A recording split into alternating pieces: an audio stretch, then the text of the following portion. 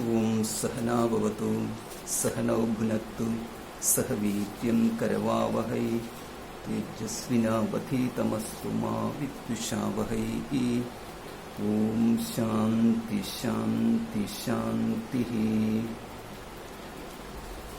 നമുക്കിന്ന് ബ്രഹ്മബിന്ദു ഉപനിഷത്ത് എന്ന് പറഞ്ഞിട്ടുള്ള ഒരു ചെറിയ ഉപനിഷത്ത് നോക്കാം.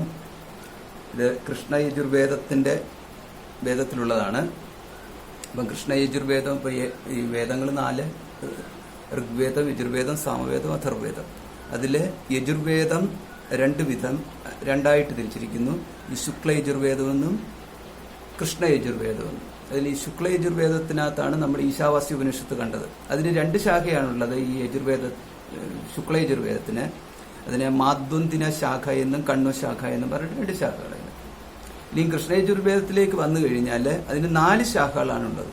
അത് തൈത്രീയ സംഹിത, മൈത്രായണി സംഹിത, ഘടസംഹിത, കപിസ്ഥല സംഹിത എന്ന് പറയുന്നത്. അപ്പൊ ഇതിനകത്ത് ഈ ഘട എന്ന് പറയുന്ന ഘട മഹർഷിയാണ്, കപിസ്ഥല എന്ന് പറയുന്നത് കപിസ്ഥല മഹർഷിയാണ്, മൈത്രായണി മഹർഷിയാണ്. ഇങ്ങനെ അപ്പൊ ഇതിനകത്ത് ഈ കൃഷ്ണയജുർവേദത്തിന്റെ ഭാഗമായിട്ടാണ് നമുക്ക് ഈ ബ്രഹ്മബിന്ദു ഉപനിഷത്തിനെ കാണുന്നത്. ഇതിന്റെ മറ്റൊരു പേരാണ് അമൃതബിന്ദു ഉപനിഷത്ത് എന്നും പറയുന്നുണ്ട്. അതുകൊണ്ട് നമുക്ക് ഈ പ്രാർത്ഥന, ഈ സഹനാവതു എന്നുള്ളത്, അപ്പം കൃഷ്ണയജുർവേദത്തിന്റെ ജനറൽ പ്രാർത്ഥനയാണ് ഈ സഹനാവതു എന്നുള്ളത്. അതുകൊണ്ട് ഈ ഉപനിഷത്തിന്റെയും പ്രാർത്ഥന സഹനാവതു എന്നുള്ളതാണ്. ഓം സഹനാവതു സഹനൗ ഭുനക്തു സഹ വീര്യം കരവാവഹൈ തേജസ്വിനാവധീതമസ്തു മാ വിദ്വിഷാവഹൈ. ഓം ശാന്തി ശാന്തി ശാന്തി. ഉപനിഷത്തിന്റെ ശാന്തി മന്ത്രം നമ്മൾ കണ്ടത് പൂർണ്ണമത എന്നുള്ളതാണ്. ഓം പൂർണ്ണമത പൂർണ്ണമിതം പൂർണ്ണാത് പൂർണ്ണമുദച്യതേ. അതാണ് ശുക്ലയജുർവേദത്തിന്റെ ശാന്തി മന്ത്രം. കൃഷ്ണയജുർവേദത്തിന്റെ ശാന്തി മന്ത്രമാണ് സഹനാവതു എന്നുള്ളത്. അതുകൊണ്ട് ഈ കൃഷ്ണയജുർവേദത്തിന്റെ എല്ലാ ഉപനിഷത്തുകളിലും നമുക്ക് ഈ മന്ത്രം കാണാം, സഹനാവതു എന്നുള്ളത്.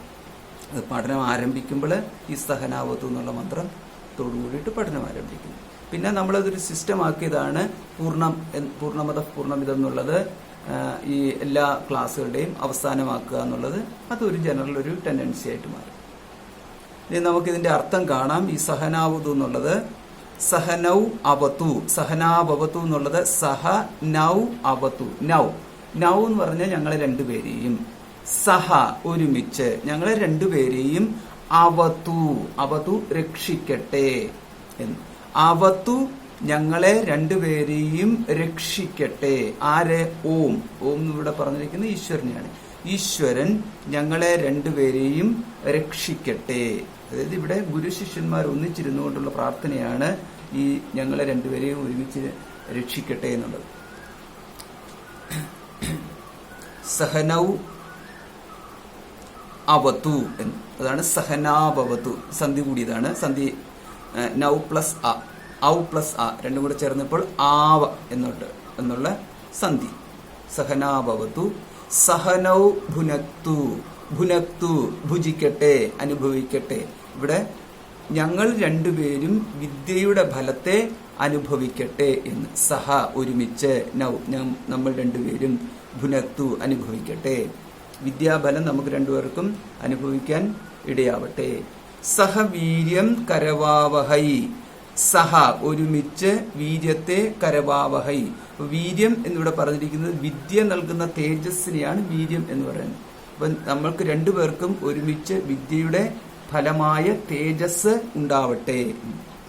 വിദ്യാ തേജസ് എന്ന് പറയുന്നത് അവിടെ നമുക്ക് വ്യക്തതയാണ് ഈ തേജസ് എന്ന് പറയുന്നത്. വിദ്യയുടെ തേജസ്സാണ് പറയുന്നത്.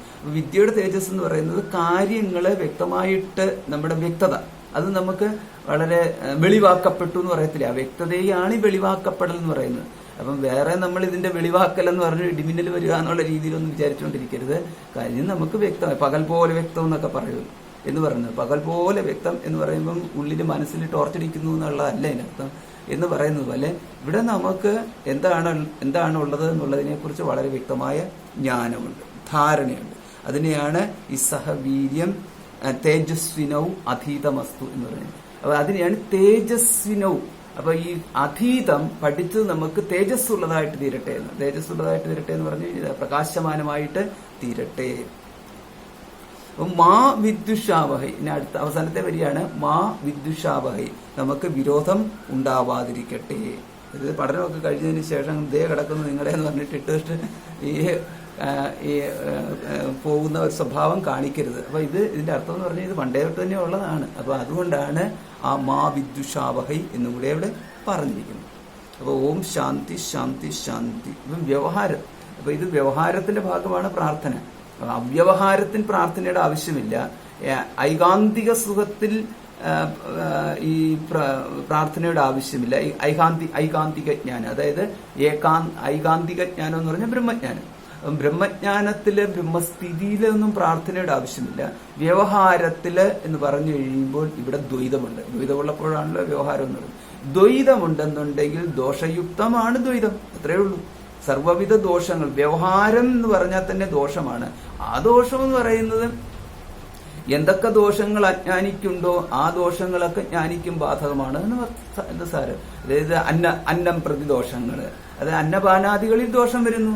അതനുസരിച്ച് ദേഹകാര്യങ്ങളിൽ ദോഷം വരുന്നു. അതനുസരിച്ച് പ്രാണൻ മനസ്സ് തുടങ്ങിയിട്ടുള്ള ഈ ദോഷങ്ങൾ സംക്രമിക്കുന്നു. പിന്നെ അന്നപാനാദികൾ എന്ന് പറയുമ്പോൾ അത് ശരീരത്തിനുള്ളിലേക്ക് പ്രവേശിക്കുന്നതാവുന്നു. എന്ന് മാത്രമല്ല ജ്ഞാനേന്ദ്രിയങ്ങൾ വഴി വരുന്ന വിഷയങ്ങളുടെ ദോഷങ്ങളും മനസ്സിലേക്ക് സംക്രമിക്കുന്നു. ദോഷങ്ങൾ ഗുണദോഷങ്ങൾ രണ്ടുമുണ്ട്. മനസ്സിലേക്ക് സംക്രമിക്കുന്നു. അതിനനുസരിച്ചിട്ടാണെങ്കിൽ വന്നതിനനുസരിച്ച് ചിത്തം മാറുന്നു. അപ്പൊ ചിത്തവൃത്തികൾ വരുന്നതനുസരിച്ചേ മാറത്തുള്ളൂ. അപ്പൊ അത് ബ്രഹ്മജ്ഞാനിയാണെന്നുണ്ടെങ്കിലും ചിത്തവൃത്തികൾ ജ്ഞാനേന്ദ്രിയങ്ങൾ വഴിയായിട്ടുണ്ടാകുന്ന ചിത്തവൃത്തികൾ വിഷയങ്ങളെ ആസ്പദമാക്കിയിട്ടാണ് ബ്രഹ്മജ്ഞാനിയുടെ ചിത്തത്തിൽ ഉണ്ടാകുന്നത്. അല്ലാതെ മറ്റൊരു തരത്തിലുണ്ടായി കഴിഞ്ഞാൽ പ്രമാണം എന്ന് പറയുന്നതിന് അർത്ഥമില്ലാതായിത്തീരും. അപ്പൊ ഇങ്ങനെയൊക്കെ വരുമ്പോൾ ഇവിടെ ഈ വ്യവഹാരത്തിലാണ് ഈ ഗുരു ശിഷ്യ, മാതാപിതാ, ഗുരു ശിഷ്യൻ, ഭക്തൻ, ഭഗവാൻ, ഇതെല്ലാം വ്യവഹാരത്തിലാണ് നിൽക്കുന്നത്. അങ്ങനെ വ്യവഹാരത്തിൽ നിൽക്കുമ്പോൾ രാഗദ്വേഷയുക്തമായിരിക്കും വ്യവഹാരം. അതാണ് രാഗദ്വേഷയുക്തമാണ് വ്യവഹാരം. അതുകൊണ്ട് വ്യവഹാരത്തില് നമ്മൾക്ക് ദ്വേഷമുണ്ടാവാതിരിക്കട്ടെ. അതാണ് മാ വിദ്യുഷാവഹൈ എന്ന് പറയുന്നത്. അതിന് കാരണങ്ങൾ ഇഷ്ടം പോലെ ഉണ്ടാവും. പക്ഷെ എങ്കിൽ കൂടിയും നാം ദ്വേഷമുണ്ടാവുന്ന ഒരു സ്ഥിതിയിലേക്ക് കൊണ്ട് എത്തിക്കാതിരിക്കട്ടെ. അപ്പൊ അതിനകത്ത് അത് സാധ്യമാണ്. അതുകൊണ്ടാണത് പറഞ്ഞിരിക്കുന്നത്. നമ്മൾ ഇന്ന് വ്യവഹാരത്തിൽ എവിടെ നോക്കിക്കഴിഞ്ഞാലും അതൊക്കെ തന്നെയാണ് കാണുന്നത്. കഴിഞ്ഞ ദിവസം ഇന്നത്തെ ന്യൂസ് കണ്ടതാ, ലേറ്റസ്റ്റ് ന്യൂസ് കണ്ടതാ. ഒരു സ്കൂളിലെ പൂർവ്വ വിദ്യാർത്ഥി അധ്യാപകന്റെ പണ്ട് സ്കൂളിൽ വെച്ചിട്ട് ഈ വിദ്യാർത്ഥിയെ കണക്ക് മാഷോ മറ്റാന്ന് തോന്നുന്നു എന്തിനോ അടിച്ചു. ആ അടിയുടെ വൈരാഗ്യം സ്കൂളെല്ലാം കഴിഞ്ഞതിന് ശേഷം ഇപ്പം 10-20 വയസ്സിന് മുകളിലുണ്ട്. അധ്യാപകന് റോഡിൽ അധ്യാപകൻ നിൽക്കുന്ന ഒരു കടയുടെ മുന്നിൽ നിൽക്കുന്നത് കണ്ടുകൊണ്ട് പോയിട്ട് സോഡാക്കുപ്പി വെച്ചിട്ട് അധ്യാപകന്റെ തലക്കടിച്ചു. ഇതാണ് അങ്ങനെ സംഭവിക്കാതിരിക്കട്ടെ എന്നുള്ളതിനാണ് ഈ മാ വിദ്യുഷാവഹൈ എന്ന് പറയുന്നത്. അതുകൊണ്ട് വിരോധം ഉണ്ടാവാതിരിക്കട്ടെ. നമുക്കിത് വ്യവഹാരത്തിലും കാണണം. ആധ്യാത്മികതയിൽ കാണുന്നത് അത് കാര്യം, അതുപോലെ തന്നെ വ്യവഹാരത്തിൽ ഇതൊക്കെ കാണുന്നുണ്ട്. അപ്പൊ ഇതാണ് ഓം സഹനാവവതു സഹനോ ഭുനക്തു സഹ വീര്യം കരവാവഹൈ തേജസ്വിനൗ അധീതമസ്തു മാ വിദ്യുഷാവഹൈ. ഓം ശാന്തി ശാന്തി ശാന്തി. ഇനി ഇതിനോടനുബന്ധിച്ചിട്ട് ഒരു ശ്ലോകം ഈ ഉപനിഷത്തിന്റെ തുടക്കത്തിൽ കൊടുത്തിട്ടുണ്ട് പ്രാർത്ഥനയായിട്ട്. അമൃതബിന്ദൂപനിഷത് വേദ്യം യത്പരമാക്ഷരം തദേവ ഹി ത്രിപാ രാമചന്ദ്രാക്യം നഃ പരാഗതി എന്ന്. അപ്പൊ അമൃതബിന്ദൂപനിഷത് വേദ്യം, ഈ അമൃതബിന്ദു ഉപനിഷത്തിനെ വേദ്യം അറിയുക, ഈ അമൃതബിന്ദു ഉപനിഷത്തിനെ അറിയുക. യത് പരമാക്ഷരം, ഈ പരമവും അക്ഷരവുമായിട്ടുള്ള ഇത് തദ്ദേവഹി ത്രിപാദ്, അത് തന്നെയാവുന്നു ത്രിപാദ് എന്ന് പറഞ്ഞിരിക്കുന്നത്. അപ്പൊ ഇവിടെ ത്രിപാദ് എന്ന് പറയുമ്പോൾ 3 പാദങ്ങളോടും കൂടിയിരിക്കുന്നതിനാണ് ത്രിപാദ് എന്ന് പറയുന്നത്. ആ ത്രിപാദ് 3 പാദങ്ങളോട് കൂടി ഇരിക്കുന്നതെന്ന് പറയുമ്പോൾ നമുക്ക് ഇവിടെ ഇപ്പോഴെന്ന് പറഞ്ഞാൽ ഓംകാരത്തെ എടുക്കാം. അങ്ങനെ ഓംകാരം ആകുന്ന 3 പാദങ്ങൾ, ആ ഓംകാരം ആണ് രാമചന്ദ്രാഖ്യം ത്രിപാദ് എന്ന്. അപ്പൊ ശ്രീരാമചന്ദ്രൻ ഭഗവാന്റെ ഭക്തൻ എന്നുള്ള രീതിയിലാണ് ഈ പ്രാർത്ഥന ഉള്ളത്. അപ്പോൾ ശ്രീരാമചന്ദ്രനാകുന്ന ആ ത്രിപാദ് ഓംകാരം ഇവിടെ നഹ പരാഗതി, ഞങ്ങളുടെ പരമമായിട്ടുള്ള ഗതിയാകുന്നു എന്ന്. ഇപ്രകാരം ഒരു പ്രാർത്ഥന കൊടുത്തിട്ടുണ്ട്. പക്ഷെ ഈ പ്രാർത്ഥന ഉപനിഷത്തിന്റെ ഭാഗമല്ല. ഉപനിഷത്ത് ഇനി തുടങ്ങുന്നത് ഇവിടം തൊട്ടാണ്. മനോഹി ദ്വിവിധം പ്രോക്തം ശുദ്ധം ച അശുദ്ധമേവ ച അശുദ്ധം കാമസങ്കല്പം ശുദ്ധം കാമവിവർജിതം. ഇനി ഈ ഉപനിഷത്തിനെ കുറിച്ച് ജനറലായിട്ട് പറഞ്ഞു കഴിഞ്ഞാൽ ഇത് എന്തുകൊണ്ടാണ് ഇപ്പൊ 22 ശ്ലോകങ്ങളേ ഉള്ളൂ ഉപനിഷത്ത്. ഒരു മൈനർ ഉപനിഷത്താണ്. നമുക്കറിയാം 2 ഉപനിഷത്തുകളെ മൊത്തത്തിൽ 2ആയിട്ട് തിരിച്ചിട്ടുണ്ട്. മേജർ ഉപനിഷത്തുകളെന്നും മൈനർ ഉപനിഷത്തുകളെന്നും. മേജർ ഉപനിഷത്തുകൾ എന്ന് പറഞ്ഞു കഴിഞ്ഞാൽ ദശോപനിഷത്തുകൾ, പിന്നെ അതിന്റെ കൂട്ടത്തില് 1-2 ഉപനിഷത്തുകളും കൂടെ പ്രധാനപ്പെട്ടതും കൂടെ ചേർത്തിട്ടുണ്ട്. അത്രയും മാത്രം. അതേസമയം മൈനർ ബാക്കിയുള്ളതിനെല്ലാം മൈനർ ഉപനിഷത്തുകൾ എന്ന് പറയും. അപ്പൊ മൈനർ ഉപനിഷത്തുകൾ എന്ന് പറയുമ്പോൾ വളരെ മന്ത്രങ്ങളൊക്കെ ചിലപ്പം കുറവായിരിക്കും. പിന്നെ പ്രധാനമായിട്ടും ശങ്കരഭാഷ ഇല്ലാത്തതാണ്. അതാണ് ഒരു നിർവചനമാക്കി വെച്ചിരിക്കുന്നത് ഈ മൈനർ ഉപനിഷത്തുകൾ എന്നുള്ളത്. അപ്പൊ ഇവിടെ നമുക്ക് കാണാം ഈ ഉപനിഷത്ത് തൊട്ടു മുമ്പ് നമ്മൾ പഠിച്ച ആ യോഗസൂത്രവുമായിട്ട് വളരെയധികം ചേർന്ന് പോകുന്നതാണ്. അപ്പൊ നമ്മൾ ഭഗവത്ഗീതയിലെ ധ്യാനയോഗം എന്ന് പറയുന്ന അധ്യായം പഠിച്ചു. ആ അധ്യായം പഠിച്ചപ്പോഴാണ് നമുക്ക് ധ്യാനം എന്ന് പറയുന്നത് ഈ യോഗത്തിന്റെ ഒരു ഭാഗമായതുകൊണ്ട് അതിനെക്കുറിച്ച് കൂടുതൽ അറിയണം എന്നുള്ള രീതിയിലാണ് നമ്മൾ യോഗസൂത്രത്തിന്റെ കുറച്ച് ഭാഗങ്ങൾ പഠിച്ചത്. അപ്പൊ യോഗസൂത്രത്തിന്റെ ഭാഗങ്ങൾ പഠിച്ചു കഴിഞ്ഞപ്പോൾ അതിനകത്ത് നമ്മൾ ചില സൂത്രങ്ങൾ കണ്ടു. യോഗശ്ചിത്തവൃത്തി നിരോധ, പിന്നെ ചിത്തവൃത്തി എന്നൊക്കെയുള്ള ചില വാക്കുകളൊക്കെ കണ്ടു. അപ്പം ചിത്തവൃത്തി എന്ന് പറഞ്ഞിട്ട് കഴിഞ്ഞപ്പോഴത്തേക്ക് അപ്പൊ അത് വേറെ ഒന്നും തെറ്റിദ്ധരിക്കരുത്. ചിത്തവൃത്തി എന്ന് പറഞ്ഞാൽ ചിത്തത്തിനോട് സംബന്ധിച്ചിട്ടുള്ളതാണ് ചിത്തവൃത്തി എന്ന് പറയുന്നത്. അതിന്റെ ഒരു ജോക്ക് ഉണ്ട്, അത് പിന്നെ പറയാം. അല്ല, ഇപ്പം തന്നെ പറഞ്ഞേക്കാം. അതായത് ഈ ചിത്തവൃത്തി എന്ന് പറഞ്ഞു കഴിഞ്ഞപ്പോൾ നമുക്ക് വന്ന ഒരു ഫീഡാണിത്. ഈ ചീത്ത സ്വാമിജി എന്താണ് എപ്പോഴും ഈ ചീത്തവൃത്തി ചീത്ത കാര്യങ്ങൾ മാത്രമല്ലല്ലോ നമ്മുടെ മനസ്സിലുണ്ടാവുന്നത്. അപ്പൊ നമ്മൾ നല്ല കാര്യങ്ങളും ഉണ്ടാവുന്നുണ്ടല്ലോ. അപ്പൊ അതിനകത്ത് നല്ല വൃത്തികളെ കുറിച്ചും കൂടെ പറയണ്ടേ. ഈ ചീത്ത വൃത്തിയെ കുറിച്ചല്ല പറഞ്ഞത്, ചിത്തവൃത്തിയാണ് പറഞ്ഞത്. ചിത്തവൃത്തി എന്ന് പറയുന്നത് ചീത്തവൃത്തിയല്ല. ചീത്ത എന്നുള്ളത് മലയാളമാണ്, ചിത്തം ആണ് ചിത്തവൃത്തി. അതാണ് ഇന്നത്തെ. അപ്പൊ ഇതൊക്കെ ഒരുപാട് കാലം കഴിയുമ്പോഴായിരിക്കും നമ്മൾ അറിയുന്നത് ഇതെന്താണ് നമ്മൾ പറഞ്ഞത് എന്താണെന്നുള്ളത്. നമുക്ക് അതിനെ തിരിച്ച് മനസ്സിലായി ആകുന്ന ഇങ്ങനെ ചില സന്ദർഭങ്ങളിലാണ്. അപ്പൊ ചീത്തവൃത്തിയല്ല ചിത്തവൃത്തി. അപ്പം ചീത്തവൃത്തി അല്ലെന്നാണോ? ഇങ്ങനെ എടുക്കരുത്, അത് രണ്ടാണ്. ചിത്തവൃത്തിയെ കുറിച്ചാണ് നമ്മൾ പറയുന്നത്. നമ്മുടെ വിഷയം ചീത്തവൃത്തി അല്ല. ഇങ്ങനെയാണ് നമ്മൾ മനസ്സിലാക്കുന്നത്. ഓക്കെ. ചിത്തവൃത്തി എന്ന് പറഞ്ഞു കഴിഞ്ഞാൽ മനസ്സ്, ബുദ്ധി, ചിത്തം, അഹങ്കാരം. മനസ്സ് ഒരു മനോവൃത്തിയാണ്, ബുദ്ധിവൃത്തിയാണ്, അഹങ്കാരവൃത്തിയാണ്, ചിത്തവൃത്തിയാണ്. ഈ 4 കൂടി ചേർന്നതിനെ ജനറലായിട്ട് പറയുന്ന പേരാണ് ചിത്തവൃത്തി ആണല്ലോ. അപ്പൊ ഈ ചിത്തവൃത്തി എന്നുള്ളതിനെ കുറിച്ച് നമ്മൾ യോഗസൂത്രത്തിൽ പഠിച്ചു. അപ്പൊ അവിടെ നിരുദ്ധം യോഗസേവയ എന്ന് ഭഗവത്ഗീതയിൽ പഠിച്ചു.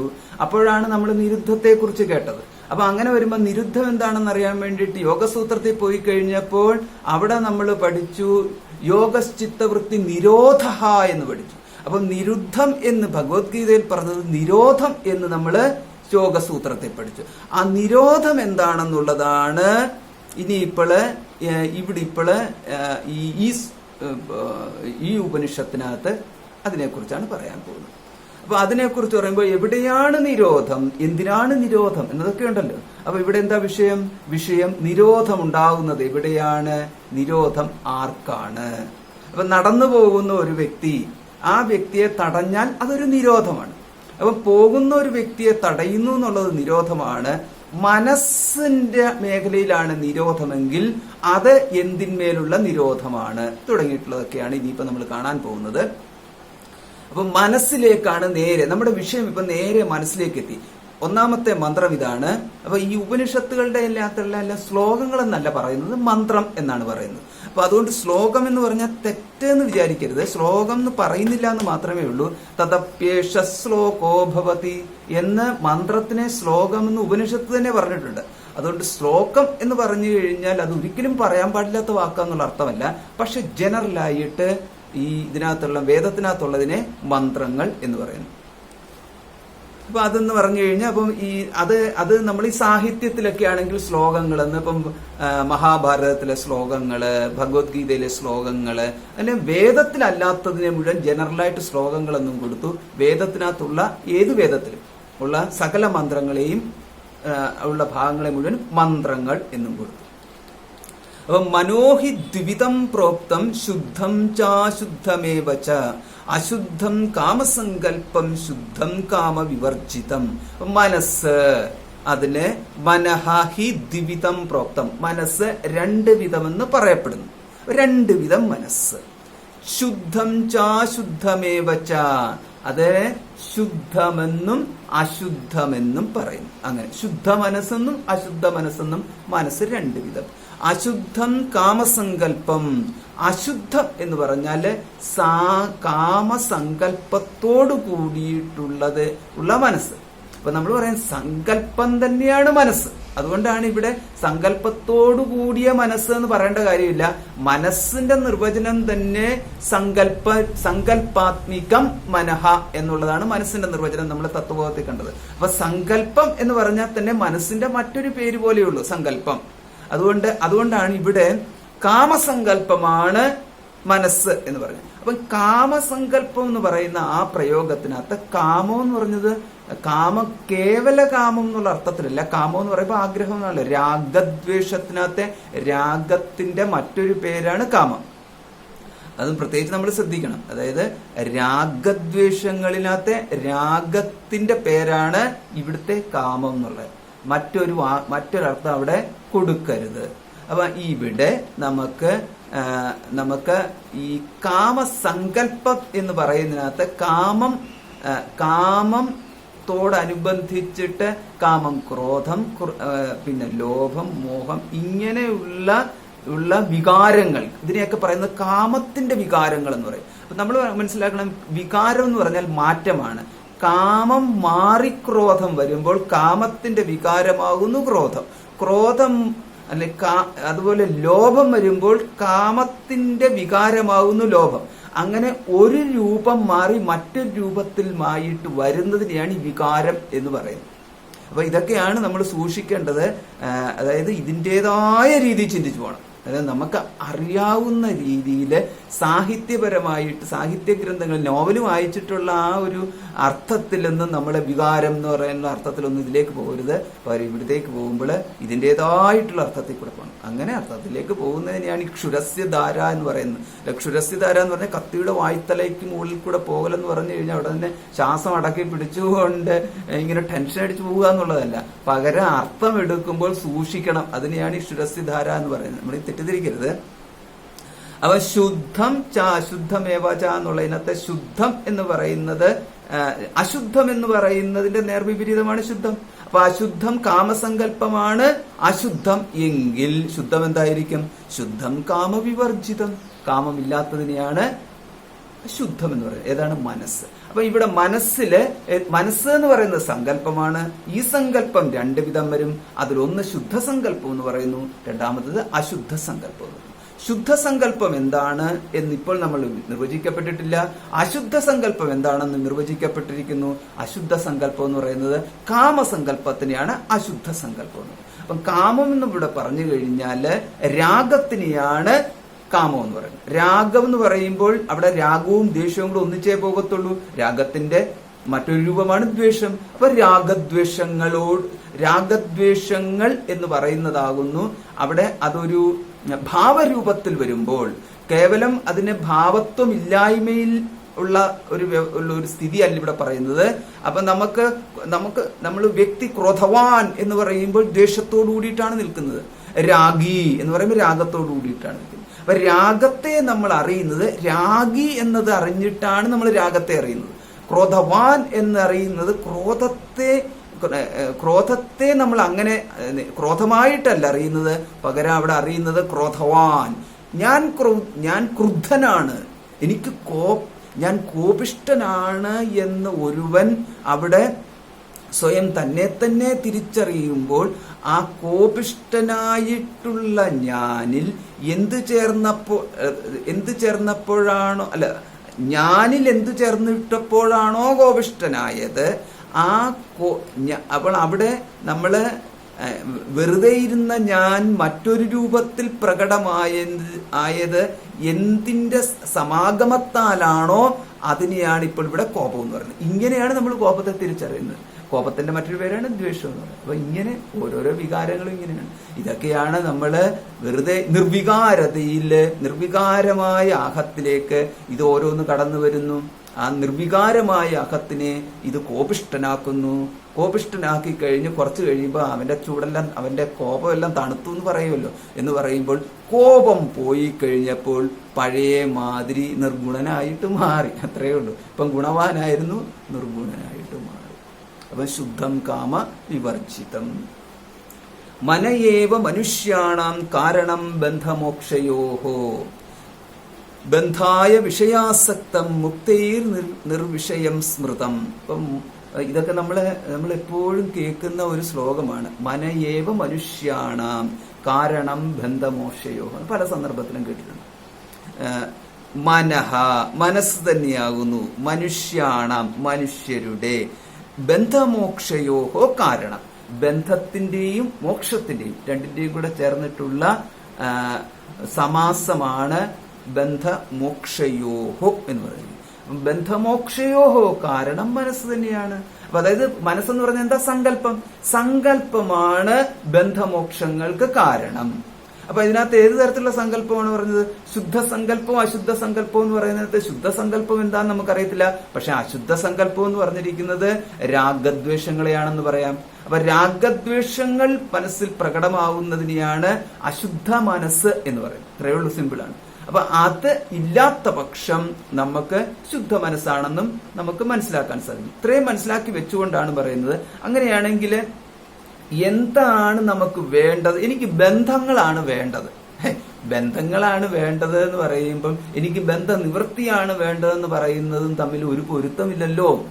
അപ്പൊ ചിലര് പറയുന്നത് എനിക്ക് ബന്ധമാണ് വേണ്ടത്, ബന്ധമോക്ഷമല്ല വേണ്ടത്. എനിക്ക് ബന്ധം എന്ന് പറഞ്ഞു കഴിഞ്ഞാൽ എന്റെ കുടുംബ ബന്ധം എനിക്ക് നല്ല കുടുംബ ബന്ധമാണ് വേണ്ടത്. അതേമാതിരി ബന്ധം എന്ന് പറയുമ്പോൾ എനിക്ക് ചുറ്റുമുള്ളവരെല്ലാം സാമൂഹ്യ ബന്ധമാണ് എനിക്ക് വേണ്ടത്.